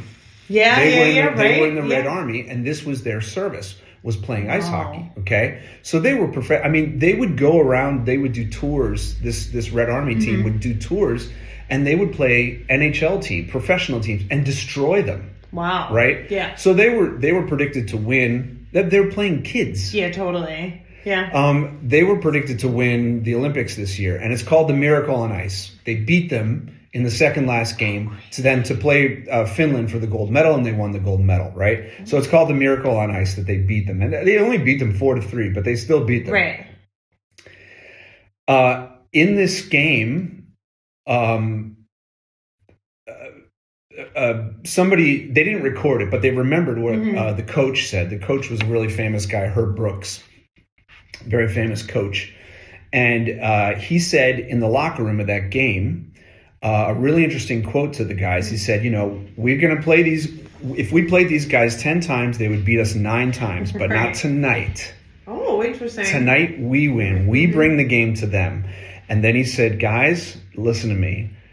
This is a great moment, and great moments come from opportunity. No, or it's the other way around. Great moments come from great opportunities. And so and then he's like, you've been training your whole lives for this moment. Yeah, for this moment. You got this opportunity, and you have a chance to make a great moment. Yeah. You know, and it's like something else you said. Like, none of the guys thought that they were going to win. Yeah, totally, because they're like the underdog. Right. Sure. They were thinking they're going to blow us out. Right. Because they had played like an exhibition game just like a month before. Yeah, and back then, like, the Russians were winning everything in the Olympics. The Soviet Union destroyed them in the exhibition game. Yeah. It was like 10-1, something like that. So they were fully prepared. Everything. They were fully prepared to get destroyed. Yeah. You know, it was only Herb Brooks who was like, I know you guys can beat them. You know, you just have to believe it yourself. You know, this is the thing. Like, you have to know deep down inside who you are. Whether it's sports, whether it's singing opera, anything where you're doing something out of the norm, ordinary. Right. Where when you want to reach a high level. Yeah, and then you reach that level, and it's always like, okay, I've reached this level. Now there's always something more. I never feel like, oh, I'm done developing. I'm still going to my singing teacher. I'm still working with coaches, still working on this, and some people would call that confidence. Would you call it confidence, or would you call it more like, I just know who I am, I know what I'm capable of? It's so funny because I was just about to say, like, then does this build my confidence? What has built my confidence? I've never, and I love using this term, it's so like New York, like, I didn't grow up having people blow smoke up my ass saying, oh, you're such a fabulous dancer. You're such an amazing singer. Right. No, my mom's like, if you want to do this for a living, I will support you, but you have to work your ass off. You can't be out, like, hanging out with your friends. If you want to do this, I'm going to support you. And it was like, I want to do this. And I wanted to be surrounded by it. And I wanted to go into the city when I was in high school and go to musicals and do all of this and go to the opera and go to the dress rehearsals at the Met. And I don't really even know what built my confidence. I guess having that deep sense of who I am. And, you know, and sometimes I'm like, who am I? I am who I am, I guess. I don't really know. It's like, did it come from, what came first, the confidence or the, you know what I mean? Do you think that's something somebody could build, somebody could work, or somebody, you know? I think I had to build it. Yeah. For sure. But it was also knowing, like, I don't know if you believe in God or the universe. Does this have to do with that? Having a deep faith in something that's more powerful than me, that brought me here. That might sound like silly or cliche or like, and I always think like, well, I wasn't brought this far to just be like, okay, kid, now you're on your own. No, I feel like you're on a path. Yes. And if I'm not meant to do this, or if I'm not going to be a singer or a performer, I always said, I'm going on my own terms. The business isn't pushing me out. People aren't going to push. They're not going to hell no. Right. It's just like that letter at Juilliard. Yeah.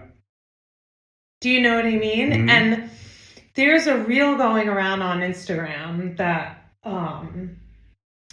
it was about a record producer. I don't really like, and it said the industry isn't breaking voices, it's breaking nervous systems.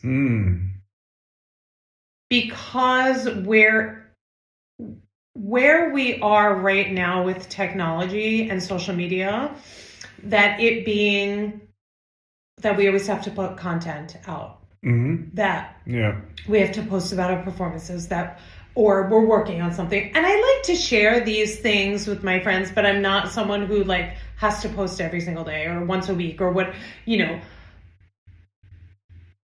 that if someone doesn't get enough likes, this brings their confidence down. Oh yeah. Yeah. And I've always been someone, and I don't know if this is because of my mom, which is great, but it's like when I was doing the high school musicals, my mom was at every performance and she never brought me flowers. And she said, if I brought you flowers for this one, you're going to expect them after. Yeah. And she said, it's not always going to be like that. Yeah. Right. And I'm here and I support you and I want to see pictures. And if I'm not there, I want to hear the recording and she's still so much involved in that. But it's like, you can't expect who I am my success doesn't depend on the accolades you get. Yes, and other people's opinions. So I never expect, like, I stopped reading reviews because I'm like, well, I'm never going to please everyone. Right. It's impossible. Yeah. And like what I have to, and who knows, when I'm singing Azucena, they might compare me to the greats. I'm not one of them. Mm-hmm. My voice is totally different. I'm doing what I'm capable of doing right here, right now. Right.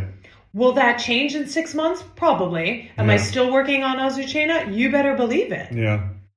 Because I'm like, oh my God, I wish I could have done this. Now, I can do it, but I couldn't do it 2 months ago when I was on stage doing it for whatever reason. So I don't this is how I know who I am. I'm still evolving as a singer, as a human being, as a friend, as a daughter, as a sister, all of these things. Mm-hmm. But like, I never like with singing, yes, other people's opinions do count on like the work if they want to hire us. But I also think that being a good colleague has gotten me very far. Yeah. And I'm genuinely a good colleague. Mm-hmm. And like, now is my turn to help kind of encourage the younger generations of singers when I'm singing, and people in the cast are significantly younger. And I like this because it's like, just go out there and like do your thing. Yeah. And the more experience you get and the way you react to things when they don't go right, I think this is what has built my character and has built my confidence, because it doesn't always go great. Not every conductor is going to love you, but it's how you react. I feel that this is what has built. And confidence, like the core of who I know who I am. In my soul and deep down in my core, I know who I am. And I think maybe that's where the confidence comes from. It's like, I don't know which is first. Yeah, I mean, it's the kind of thing where is it nature or is it nurture? For sure your mom had a lot to do with it. Totally. And I know not everyone has that, because they're like, you want to be an artist, you want to be a musician, do something else for a living. Yeah. That's what you do in dreams. Or that's what you do as a side thing. It's so hard as a parent, and I speak from experience, to know, the fine line between supporting your child and spoiling them. Yeah, totally. I think now, as I get older, I'm spoiled. Spoiled? No. My mom was like, if I see that you're not being serious about this, then... Yeah.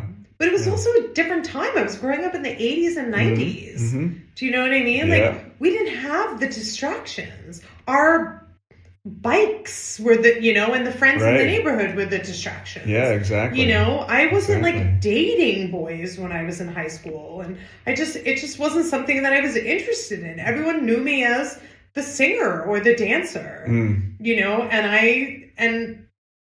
I guess I became quote unquote popular that way because I sang at the national anthem at the basketball games and at pep rally and all of homecoming or whatever, but like, that's why people knew me. And they also knew me because of my brothers, so like, but yeah, I think that this confidence really came from just having that support, but not having my mom like blow smoke up my ass and like inflate my ego, like keeping me really down to earth. Yeah. It seems like it's such a big thing with opera singers, because especially when singers are young, we have like this imposter syndrome, right? Yeah. And when you study the biographies of some of the great singers, Pavarotti is the classic case. Yeah. He was like studying voice, but then he thought, I could never have a career, and he started teaching like elementary school music. Yeah, totally. And was doing that for a couple of years until he won the competition where he did his first La Boheme with Franny. Yeah. Yeah. And then people were like, oh, that's quite a voice. Quite a voice, Quite a voice you have there, Mr. Pavarotti. Yeah. When he did the Verdi Requiem in La Scala, and he was young and nobody knew who he was. Oh, yeah, without the beard. Oh, I love that video. It's amazing. Yeah, it's so crazy. VHS. Yeah, okay. At my mom's. Yeah, it's so crazy. Yeah. But, I often... I don't really do any teaching. If somebody asks me, I will give my opinion, and I'll give them as much time as they want. I try to like pay it forward what I did, what I got from Greg and some other tenors out there who have sort of helped me out. But when I do master classes, that's when I run into like all the voice types kind of thing. And I've done only a handful. I wouldn't consider myself a specialist at all.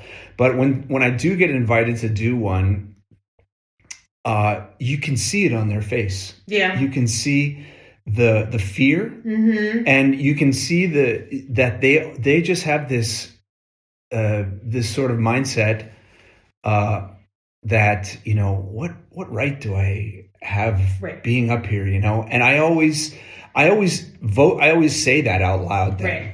I was like, do you ever think about why you're doing this, and why you're studying and things like that. And we always sort of come around to, I tell a little short story about Pavarotti as well. And then we always come around to, it's like, okay, you're going to sing La Donna Mobile right now. Yeah. And there's been 500,000 tenors who've sung it before you, and some of the greatest tenors of all time. But none of them are you. Yeah. Yes, this is so important. I hate being compared to people because it's like, no, you can't. And art is the kind of thing where, so comparison is the thief of joy. I know, and it shouldn't be. We should learn from the greats, and there are some that try to imitate, which is fine, and I think that's flattering. But you're meant to stand out. You're doing this for that reason, to show your personality, to show your colors, and I never think of it as like when people say, oh, we're making music. The music is already made. I'm here interpreting it. That's great. Oh, I'm gonna keep that. Write this. The music's already made. The music is already made, and there are thousands and thousands of singers who have sung it before me and who will sing it after me. Yeah. But what is special about what I have to offer? Yes. And you have to find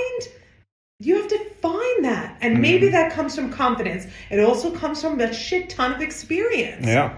And I got a lot of experience at Deutsche Oper Berlin, because starting a career at 27 years old in a repertory house where you have no time and you're just on stage every single day. And when I wasn't in stage, I was in the audience watching rehearsals and going to the theater every single night and watching these people.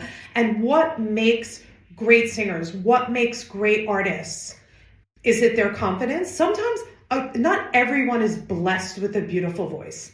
Not everyone is blessed with, that's, I think, a blessing. I don't think you can learn how to have a beautiful voice if you try to imitate, but it's your voice. And what do you do that makes you stand out? It could be that you're always on time and you're a great colleague. It could be that you give it your all. Because a lot of singers don't give it their all. Right. And the ones who show up late. Phoning it in. Show up late and don't know their music. And I understand when you're in an ensemble, it's hard because you have roles they're throwing them at you at the last minute. And I know what that's like, because they would call us up and say, hey, listen, you have to go on as so-and-so and you have 3 days to learn it. If you've ever been in a fest, chances are you've done this. Yeah. And it's nerve-wracking. And some people can't handle it and other people thrive on it. I'm not sure, 10 years ago, 14, 15 years ago, it was hard. I didn't know how to handle that pressure. Like in 2011, I became freelance in 2009. 2011, I sang my first Ulrika in Ballo and Maschera at Festival Verdi. Oh. In Parma. Okay. My first one. I was like... Wow. 32. That's pretty young After for that the first music rehearsal, I get a call from my manager, from Marco, in Piccolomini, and he was like, okay, just listen. They're doing, as part of the Accademia in Parma, concert performances of Trovatore, and it's part of the Festival Verdi. They need you to sing Azucena. I know you can do this. Everyone knows you can do this. You're going to have some back-to-back performances. I had 4 ballos and 5 trovatores in 2.5 weeks. Oh my gosh. Ballo was in 2 in Parma, and then we were going to sing in Modena too. And the trovatore was in Busseto, which is an hour outside of Parma. Like, this was just... And you know what? There was a time I honestly thought that I was going to have a complete nervous breakdown. I was 32. Gosh. I was singing in Festival Verdi.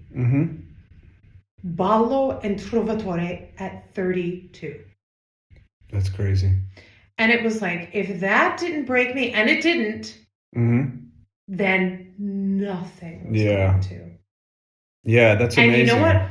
I, in a way, wanted to break, and like, it was like, no, you're not you're doing this. Like, they could have probably called a big guest in to do, you know, and they were like, no, Nicole can do this.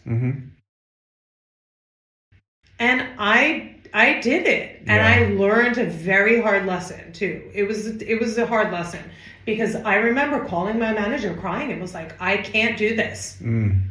I'm just, because I didn't, at that age, I didn't know how to handle it. Now it's like, would I choose to do something like that? Probably not. Probably not. I don't think so. It was like, if you want me for Ulrika, I'll do that. Because I've actually sung Ulrika like 4 times now. And Trovatore only twice. But the Trovatores were also concert, and the Ballo was staged. Okay. And Ulrika's only in Act 1. But Trovatore, she's singing the entire time. And yeah, would I do that now? Probably not.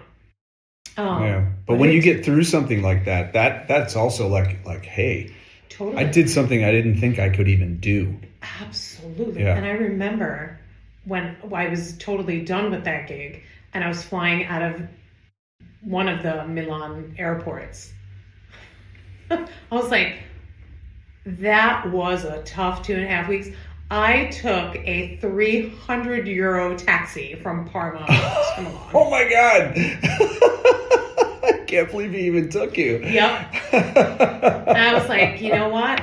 You just have to get to a point where you're like, 0 fucks given. And I was like, that's great. I just busted my ass. Yep. I think I'm going to take a taxi with all my suitcases instead of getting on and off the train with it. No way. That's I'm so a crazy. That's not the first time I took a €300 taxi. Actually, right before COVID, I was jumping in. I got a call. I was jumping in for Ballo and Maschera in Spain in Valladolid. And I had to be there in rehearsal that night. And I flew to Madrid, and they're like, the train's only an hour. I was like, no, I'm taking a taxi. And it was like €350. Oh my gosh. Yep. And it was like 3 hours or something. It was something crazy. And I was like, if you'll take me, I'll pay you. I'll give you and I tipped them like $90 or something. Yeah. No, but there's some times where you're just like, nah. Yeah, I took a So that was, I don't do that often. Awesome. This is something that I don't like to be like, oh yeah, just, throw money. No, but those were 2 cases where I was just like, you just got to do it. But this, I think also, like, the fact that I've jumped in a lot, and also coming when I finished the Academy of Vocal Arts, I went right to Deutsche Oper, and I had always been at this. I don't want this to sound pretentious, but I've always been singing at a very high level. In like La Scala and Paris and small roles, but roles that were, that they're not going to take just anybody. Yeah, so, exactly. So like, small roles or not, they're not going to take anybody. So I think that, and just being on stage and growing up on stage has built the confidence and like really knowing who I am and not straying. Yeah, but I mean, even at Juilliard, you knew already that you at least had the potential to have a career like that. And I was a soprano. Yeah. And it was like, oh God, I was, and I just knew it. It wasn't something like, oh yeah, okay, it's the ego. You have to know when and how to use it. But it wasn't like, oh, I'm so fabulous. It was like, no. I know who I am and I know what I'm capable of doing. Even if it takes me a lot longer to get there, that's like also something I was chatting about with my mom. We were talking about like success. Some people think that making tons and tons of money is being successful. And some people have success tied to money or money tied to success. And I always think that for me, personally, success is longevity. Yeah. And there are going to be and also ups what you and downs. Jerry Seinfeld has a great quote. You love quotes. I do too. I love a good quote. But Jerry Seinfeld, just like a good sunrise. I can't remember if I heard him in an interview or if this was part of his stand-up routine. But he said, in the 70s when I was sort of starting out in New York and as a young comic and in my career, it was never about how much money you made. Right. It was about what you do. Yeah. What was your job? Oh, you're a comic? Yeah. That's so great, No one was saying, like, I work on Wall Street. You work on Wall Street? Yeah. That's so... No one was saying that. Yeah, it's like, totally. oh, you're a Wall Street stiff. Yeah, totally. It doesn't matter if you have a yacht. Yeah. It was just like the idea that you were... that you're an opera singer or that you are a comic or whatever. And I just happen to be making a living. Has it been easy? No. It's always peaks and valleys. But I feel like, actually, I love Andrew Dice Clay. I love Andrew Dice Clay. I love how he's like completely, because in the 80s it was, and also like, my mom let us watch this on TV. So like when nobody had HBO and he was on HBO on stage with the leather jacket, smoking, drinking, the mouth. I hate to say degrading women, all of this stuff. Now you're like, okay, but I still follow him on Instagram and I love him. And I remember years ago, I vaguely remember this though. He was like on a reality show. Yeah, I think so. And like this dip in his career. And he's like, but every great like artist and everyone who has a career in the entertainment business has to go through these ups and downs. And it's just part of the business. Maybe some people don't go through it. They might not go through it with their voice, but they may go through something internal that we know nothing about, where they're still getting up on stage and doing it. But like right now, I have nothing. I have all this free time, but I'm using the time so well. Well, that is your job. Exactly. When you're a singer, it's like, if you have some free time, boy, you better get some work done. And you know what? Get some organization done. You better take care of yourself. I have a role debut coming up in the fall. I'm learning it now. Yeah, of course. Because it's also really difficult. Well, I think Benjamin Britten is very difficult. Yes. So and knowing me, the phone's going to ring and I'm going to get called to jump in for something. And I'm going to have to put it away for a while. So I want to use the time now. Yeah. And I'm organizing my life and I'll go and visit my mom for a couple of weeks at the end of March and I use the time well and I'm not sitting home feeling bad for myself. And there's nothing wrong with having the time off. I actually think it's necessary unless if you can't financially do it, then that's different. But I'm by myself. Do you know what I mean? So I don't have other people that I have to take care of other than myself. Right. So, okay, I'm in that position and like, yeah, there are, you know, these advantages, but like the time off, I've learned to be okay with it. Mm-hmm. Actually, and not think it's like, I shouldn't like be ashamed also to have. Yeah, I mean, actually, it's kind of essential, you know, this sort of going from gig to gig to gig to gig. I've seen singers self-implode that way. Totally. You know? They lose their technique. Yeah. They don't have the time to sort of reset, you know, and this can go on for years and years until it reaches like the critical mass. And we all know singers who have blown up in the negative way. When they're not taking care of themselves in the sense that they're not using their free time. Right. And also I say this because I am a holistic nutrition coach. Yeah. If you don't take care of yourself, there's going to be a time that you're forced to. Yes. And you don't want to get to that time. Because if you get a cold, you want to be able to recover really quickly from it. Yep. Do you know what I mean? Mm-hmm. So, yeah, it's like really taking care of yourself, not just your voice, but your mind, your body, your soul, your spirit. And getting on a plane, that's great. And working is great. And we all love that we're wanted in this business and that we're in demand that's amazing. And there were times when after I finished Deutsche Oper, even though I was singing my secondary roles, I was constantly singing and going. And, you know, when I was in Catania doing Ballo in Mascara for the first time, then I went straight to Lyric Opera of Chicago to sing Maddalena. Then I went to sing my first Erda in Leipzig. And it was all back to back to back to back. Yeah. And it was like, and I just, at that point, I was like, oh my God, I shouldn't even be singing these roles. I'm not capable of singing. I'm too young to be singing Erda. I don't have the right color to be singing Erda. And I'm not contralto enough to sing Ulrika. And I knew that this is what I should be singing. Mm-hmm. And it was, but, you know, I mean, also that was like a long time ago in the beginning of my career. And like, these are the experiences that have built that core. Yeah, you learn a lot in those experiences. Yeah, you know? totally. You really learn a lot about what to do and what not to do, and also you learn a lot about yourself. What your limitations are. Absolutely, and some people can't handle being away from their families. They can't handle staying in an apartment that's not theirs. Yeah. And being away and not being able to be social and all of these things. Yeah, and it's hard. I think human nature, we should be social and like, you know, meeting people and hanging out and going out and but like,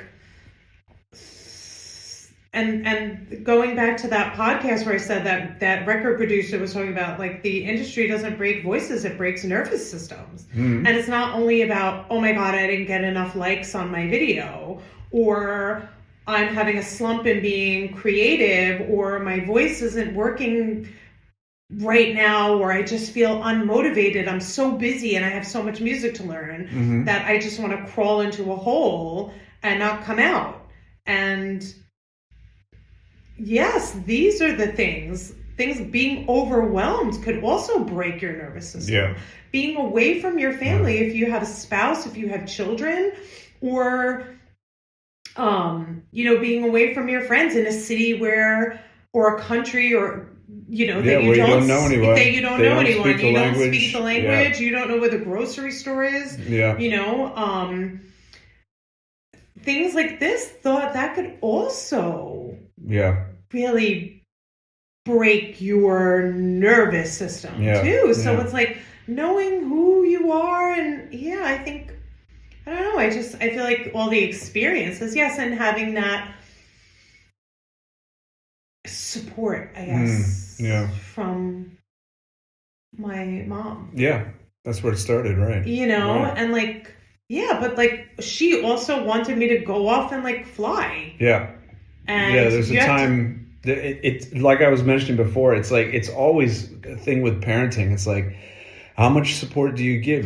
Because you can reach a point where they start to rely on your, for example, financial support. Yeah, totally. And they never learn to support themselves. Right. They could go through their whole lives like that. Yeah.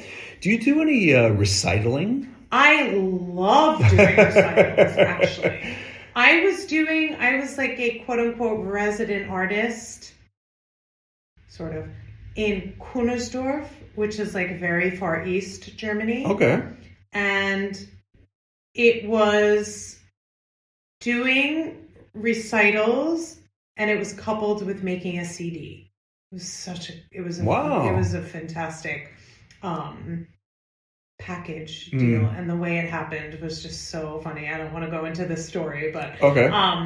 It was just right place, right time, like, and yeah, I was doing them for a while before COVID. I did one in Florida, actually, in South Florida, in Coral Gables, back in May of 2023. It was a very short program, but it was like Sieben Frühlieder of Berg, some Strauss, some Brahms. One of my encores was the vocal modesty that I did for my Juilliard audition. Cool. And I talked about this, saying how, like, I sang the Allerseelen, and how important these I have to pick pieces now that are part of my story and my path, and and then doing these recitals in Kunersdorf, where I did the Rückerlieder of Mahler. Wow. All with piano, fantastic pianists I worked with, like, just incredible, 2 different pianists that I worked with, just amazing, supportive, and just played like a full orchestra. I did Wesendonck-Lieder, Rückerlieder, Kindertotenlieder. Yeah. The Brahms, the 2 Brahms songs with viola. Hans Pfitzner, 6 Lieder that were like impossible. I don't even know how I learned these. Awesome.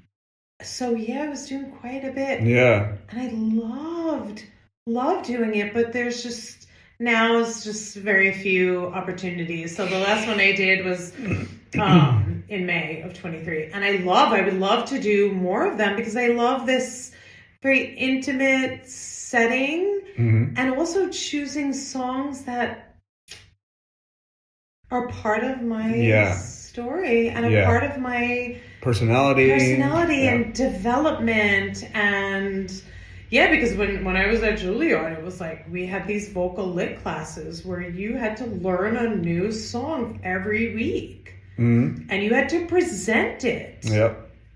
And even though I was a soprano, I still learned all the Strauss, the Brahms, the Schubert, not so much Schubert, but it was, even as a soprano, it was like, this voice is really more of the Strauss and Brahms, and now Mahler, and doing all of these.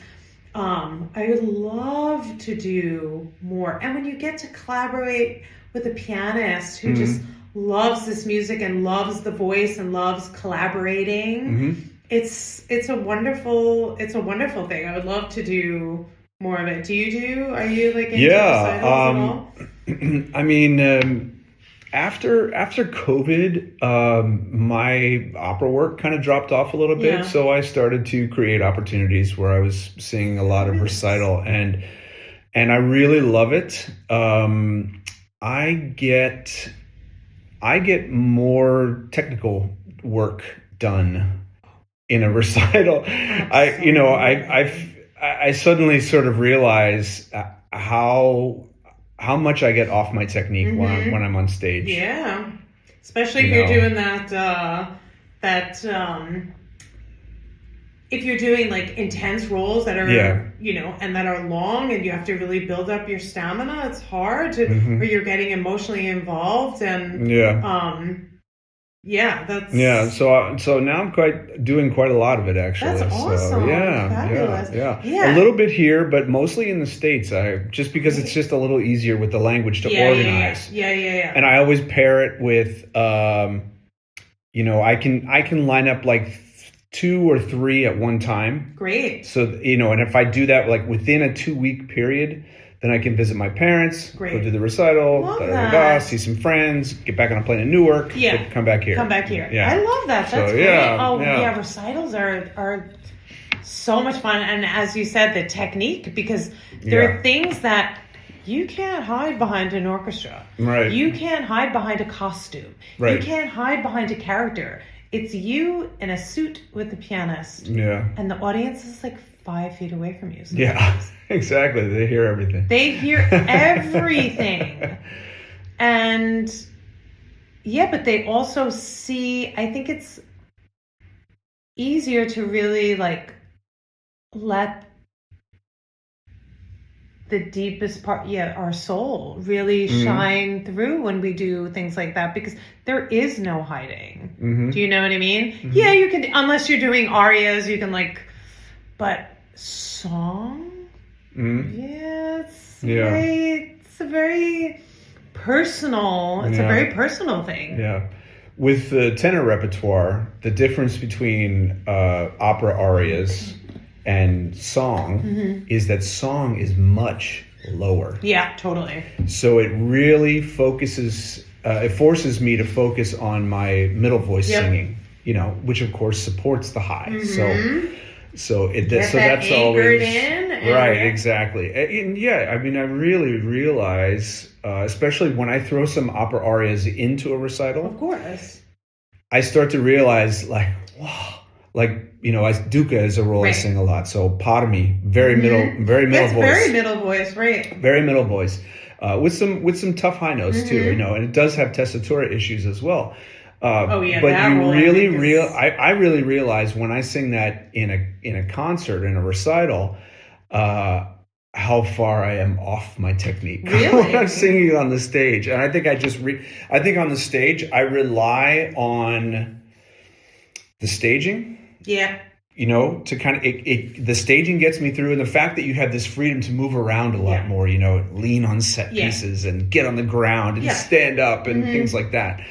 But in a recital where you're just standing there and you're presenting the aria and, you start walking left and right, well, you're going to be out of the spotlight. Yeah, totally. You're going to be out, or you can't hear your pianist. Right. Or you don't even have that much room to move around. I mean, this concert I did in Coral Gables was like in a museum, and it was beautiful. The space was beautiful, but it was not, it wasn't a space where I could move around a lot. It's one thing. It's one of the things I love about Pavarotti is that he had this ability to act so well through his voice. Well, yeah, because he wasn't exactly like Laurence Olivier. Right, exactly. But you always heard it. You always heard it in the voice, though. You always heard the acting. Yeah, because in the voice, he was the voice was so solid, and he knew what and how to handle it. He knew how to interpret. Exactly. He knew how to, and he had, just supreme control over his voice, There's a video. We should all have supreme control. Exactly. Our minds, our voices. But now it's different because, as I said earlier, like with social media, if you don't put content out there. Yeah. I've had people sitting in the chair where you are there, and they say the very same thing. I would make the question how do singers? What's the best way for singers to promote themselves these days? You know, and one guy actually said, you need a big social media presence. Yeah, totally. And I was like, what are you serious? Yep. That this sounds person crazy, is absolutely true. That's absolutely true what this person is saying. Yeah. But then you post from a performance and the opera house is like, you can't post that. You have to take it down. Right. I'll give you the video, but you're not, this is for archive purposes only. And you're not allowed to post it. And if we see that you post it, we're going to make you take it down. I understand because the orchestra and the thing, but how we're singing. Then if we record something with piano, they say, well, we want to hear you on stage in an orchestra in a production. Right. So it's like, And actually, if you sound too close to a recording that's out there... Do you block them on social media? Well, I mean, with bigger houses, with bigger orchestras, you can't get away with it. Yeah, totally. But because they have people like hunting you down. Yeah, but I mean, the smaller ones, you can kind of get away with it as long as you don't post too much. Yeah. Like you couldn't put a whole performance on there, No. And it's getting harder and harder. Yep. To I get some spies out there, and I ask them to make a video, or if they don't feel what. Totally. Yeah. We need to. I sang only one performance as Madelon and Andrea Chenier. I have no idea when I'm going to sing that role. Yeah, again. You need it. And it was a jump in for me. We need it. None of my friends were available. And my very dear friend was like, I have a ticket to the music house. Yeah. And then he was like, forget it. You're making a role debut. I'm coming. And he recorded it. I hit a guy. He videoed, and I was like, oh my God, thank God. Well, it depends on how you use it as well. It's like if 30 seconds. Yeah, exactly. And I mean, if you're using it on an Instagram account or a YouTube account that's already monetized, it's like you're making money off of them. Yeah. It's like I could see how they could be a little bit upset about that, but it's like, come on. I put mine on private on YouTube and then just send out the link to people. Yeah, that's a good way to do it too. But I mean, I put a guy in the balcony one time for a final dress rehearsal of Lakme. Yeah. It's like that's a hard role. That's a great role for me. Totally. And they don't do it very often, and it's like I need to get really solid clips of this, And the artistic director caught this guy. Somebody reported it to him, and he caught this guy. And it was still early enough in my career where it was an actual video camera, not a big one, but I mean it was that big. Yeah. And he took the tape out. It was a little cassette videotape like that. Oh my God. And he called me into his office and he said, I can't let you have this. And he threw it in the trash. And he's like, all you have to worry about is singing well. And I was like, come on, we're in, and he was too old. He was too old school, probably not really that old, but he was too old school to understand that this is how we disseminate our information worldwide. Yep. It may not be the whole aria. Right. It might just be the high notes. Right. It might just be this little section. Seconds, little section of a duet that I thought I sounded pretty good. Yeah. It was a nice balance with the orchestra. And those are solid gold. Yeah, totally. I mean, from the Trovatore that I just did in West Australian Opera, I was like, but I wanted to hear. I was like, oh my God, what? And then I was like, okay, because I needed to know what I have to work on for next time. I didn't post any of those clips on Instagram or YouTube. Okay. No. First of all, it's the entire opera. Man. So I can't even cut and paste and put it on a private. But also I have other colleagues that I'm singing with too. I mean, Azucena does sing. Yeah, it's a video. It's like an archive. Put it on iMovie. You put it on iMovie and then you can cut it out. I think about. Oh my God, really? Yeah. Thanks. We can talk about this off the record. I mean, a friend of mine from the U.S. Who's having a little dip in his career right now, he called me the other day and he was like, what's going on in Europe? Who are the best agents? Give me the top 5 agents. I'd be like, get your ass over here and do it yourself. Yeah, I was like, no. I know. He's a good friend. So, and then I also went looking around to see, he was a baritone, and I always started looking around at the baritones that I had worked with, and what their websites looked like, yeah, totally. Because just to give them advice, and I mean, I went to this one guy's, I probably just leave names out of it, but I went to this one guy's website, who I know is sort of he's killing it right now. Right. He doesn't need clips. Right.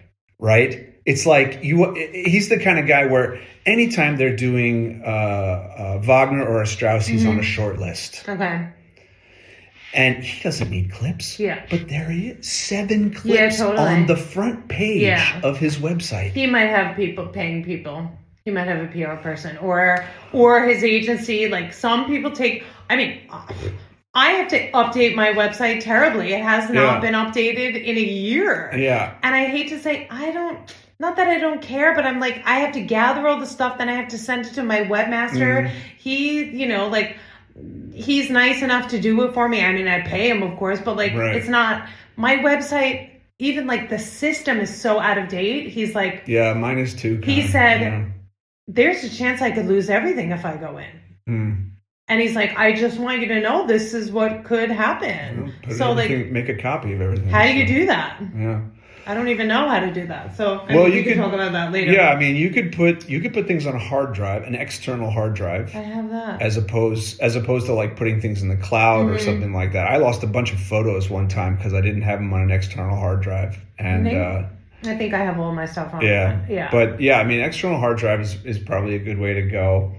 The other thing you can do is, especially if you make it sort of a private account, is to put it on your Facebook. Then it's in the Facebook cloud, and the Facebook. I'm not saying post it on Facebook. I'm saying you can store things on Facebook. You know, you can have you can have photo albums on Facebook that are private that no one can see. Wow. I mean, I do have things saved on an external hard drive. I learned because my first laptop, I lost all these old photos from when I first started at Georgia Oprah, and I lost all of those photos because they were on like a chip for the camera. Yeah. And I never backed anything up. And anyway, but like, websites are important, and like, people need to have. We need to be visible nowadays, and I don't know. It's for me. It's like, I don't like. Am I like overinflating myself? I don't know. I do what I do, and like, I don't know. I did have it wasn't a podcast, but I had a short little conversation with someone who works for an opera singer as their like sort of publicist? Media, like a publicist. But they mostly do these clips, you know, for Instagram and stuff like that. Yeah, I know a lot of people that do that. I don't like to give a lot of stuff away. I'm nobody, but I like when people are curious about me. Well, the way this ties in because you know, of course, when someone says, hey, do you know this singer? They're really great. Like, we want to hear them sing the whole aria. Right. But when you're surfing on social media, 30 seconds max. Totally. That's how you can kind of get away with it. That's what I just 15 to 20 seconds, and you know, people are like, fink. Yep. You know? I literally just posted something. It's 30 seconds of singing, and there is no introduction. It is me immediately like starting the aria of Mablon. And it's only the first 30 seconds, because I posted it as like, I was posting with photos. So for some reason, I don't even know. I thought it was going to post the whole thing. It only posted the first 30 seconds. Oh, and I was like, yeah, because there's a limit on the reels somehow. Exactly. I don't know how you get around that. I think if you just do like a post just of that. And not with pictures. So it was like a picture, then the 30-second clip of me singing, which I thought was the whole aria, and then more pictures. So I think if I had just done a single post of me singing, it would have been the whole aria, I believe. I'm so technologically savvy that I'm sort of learning by failing too. Like, I try a bunch of stuff all the time, and I sort of like, you know, my interface blows up. We're kicking it old school. I don't know if I mentioned that.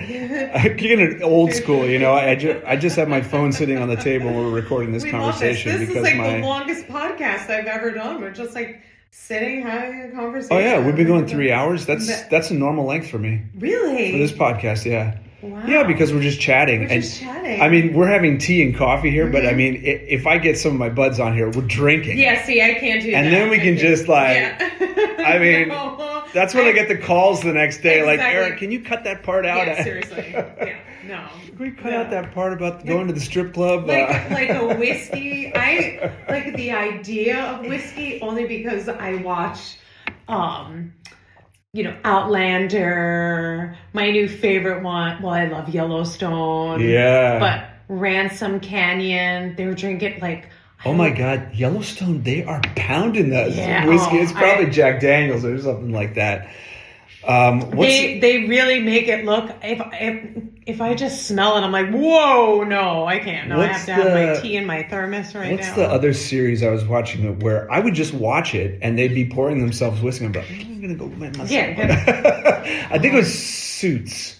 Have you ever seen Suits? I've never seen it. It's a really, really great show. I think I tried to watch the first episode. I'm like, yeah. Yeah, anyway. But anyway, they are pounding the scotch in there. It's like every time I see them pour it, I'm like, I'm kind of... Yeah, this Netflix... Kind of like my mouth is watering. Are you like, you've hit your threshold, you're like, it's whiskey time. Yeah, exactly. Is it after 9 yet? This show on Netflix, Ransom Canyon. It's like... I've heard about it. Oh my God, it's so good. It's only one season so far. Okay. With Josh Duhamel. Oh my God, I love it. It's just like gritty drama, and they're drinking whiskey all the time. I'm like, I can't even smell it. I'm like, whoa. Literally, I get like tipsy watching them drink it. Yeah. So no, we're behaving. Yeah. We're behaving on this. I love. Podcast. There's some really fun. I mean, there's actually too many series out there. You know, like you'll say that this Ransom Canyon to me, I haven't really heard of it. Yeah. You know. Have you seen Pluribus? No, you heard about it? I've never even heard of it. I'm not like a big, like, I have to, Right. But one, I mean, there are a few that I love. Yeah. Yellowstone is awesome. Yellowstone is awesome. Yeah. Peaky Blinders. Peaky Blinders. Mine too. Me too. I love it. So badass. Love Tom Hardy. Oh, I love Tom Hardy, and he amazing. is brilliant in this. Like, the acting is just, and what I love about this show is I don't feel like they're acting. They are these characters, and like that's when you know the acting is so good and so gritty. It's so gritty. And the chemistry between everyone in the show is just unbelievable. It's brilliant. It's not a series that I could binge watch because it's very violent. Yeah. Also. Yeah. And the episodes are so intense. They're so intense. And I've only watched it once through, and I was like, it's not a series I could actually like go back to. Rewatch. No, episode 11, that was so good. I gotta go back. No, like Outlander, it's like once is enough. Yeah, Outlander, I could do this with like certain episodes that I could watch, but and also another series that's old, that's like more than 15 years old, but it's also really intense and very, very violent. Is Rome? Oh yeah, I've seen Rome. Oh my God! Lots of murder, lots of rape. Yes, a lot of rape. Yeah, a lot of that.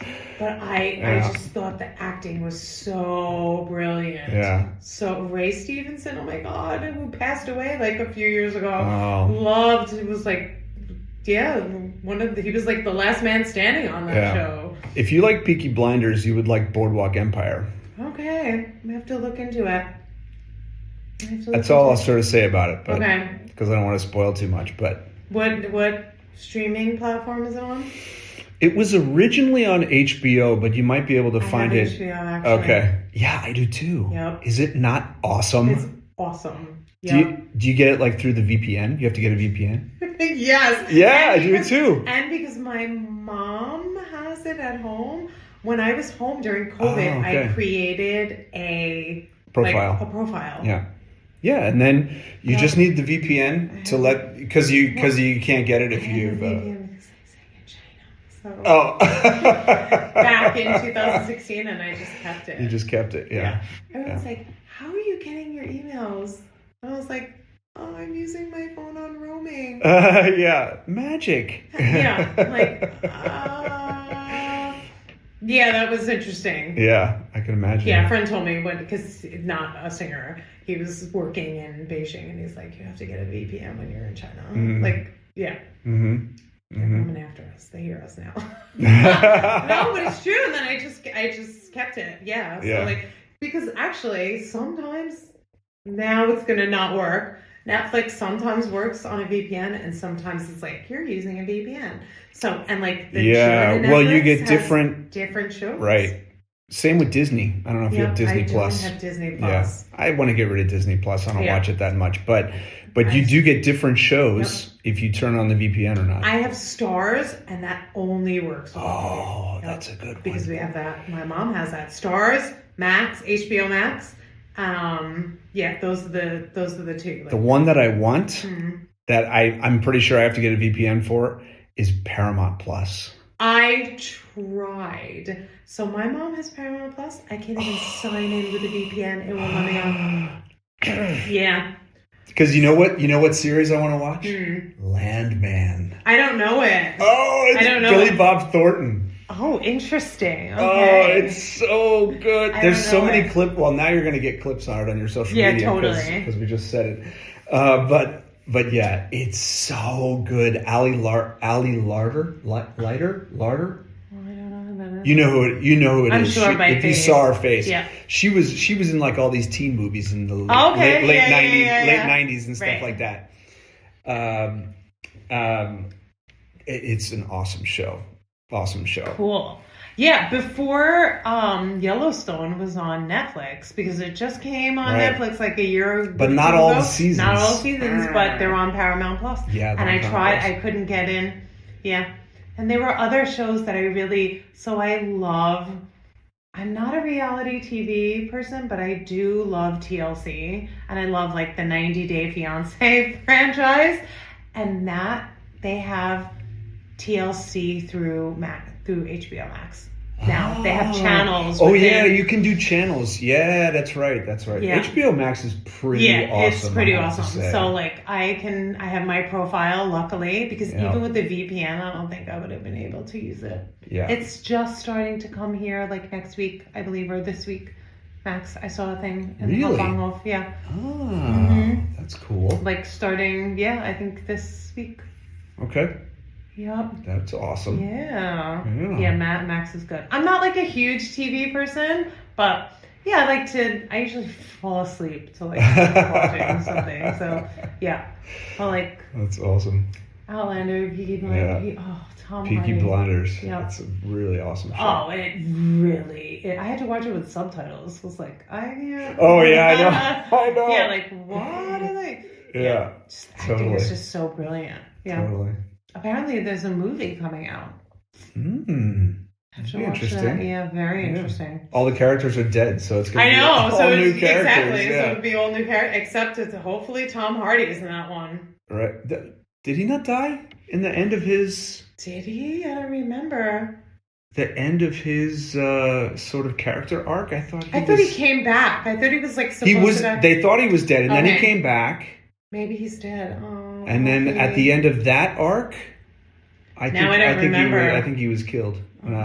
Anyway, should we wrap it up? I think 3 hours. That's and, good. And I hope it's only part one. Oh my God! Because thank you I feel like we could chat for a long time, and I mean, we even talked about some topics we never got to. So I know. I have a habit of doing that. No, it's okay. What I love is the long form. Because think of like the Tonight Show and stuff like that, where they've got 7 minutes to talk to somebody, totally. It's like, no, like we need to unpack the subjects, totally. And also, one of my goals with this podcast is also to like bring people together. And I believe you bring people together when you hear, I think this way. And okay, why do you think that way? Well, here's my perspective. It's all about perspective. Yeah, absolutely. And when you hear people's perspective, and I'm sure, young singers are going to hear this, and they're going to hear the way you talked about, your confidence, and they're going to love your origin story, I and hope stuff so. like that. You just have to believe in yourself and know that you're here for a reason, and whether you want to be here for 5 years, 10 years, 45 years, 50 years, that's up to you. Exactly. And exactly. Yeah, you just have to know. And there are going to be people who try to break you down. And you just have to. And there have been people that have tried to break me down. Yep. Even colleagues. And you just have to stand firm, and you have to know who you are, whether they're trying to do it deliberately or not. It's like, no, I'm sorry. Yeah. we all have our place and we all have something special to offer and something unique. And yeah, that's Awesome. You just have to keep going forward, and you have to find that very deep confidence, not an ego thing. It is, but it isn't. It's just knowing what your limitations are, and knowing. I often feel like knowing that I put the work in. Right. That also adds to the confidence element. Absolutely. It's like, I know I put the work in. Mm-hmm. I had whatever 10, 15 voice lessons. I had 10, 15 coachings on this role. I was lucky enough to do it 3 times before this production, and just because it's a different house in a foreign country, I'm going to have no problem with it as long as I can stay centered. Yeah, or when you get called at the last minute. Right. Pack your bags, you're going to Australia, and you have 1 month to get Azucena ready. But it's a role that I always kept continually working on. Mm-hmm. Do you know what I mean? Yeah, it's that's not a I big don't thing. let That's the a big grass deal grow too. under my feet.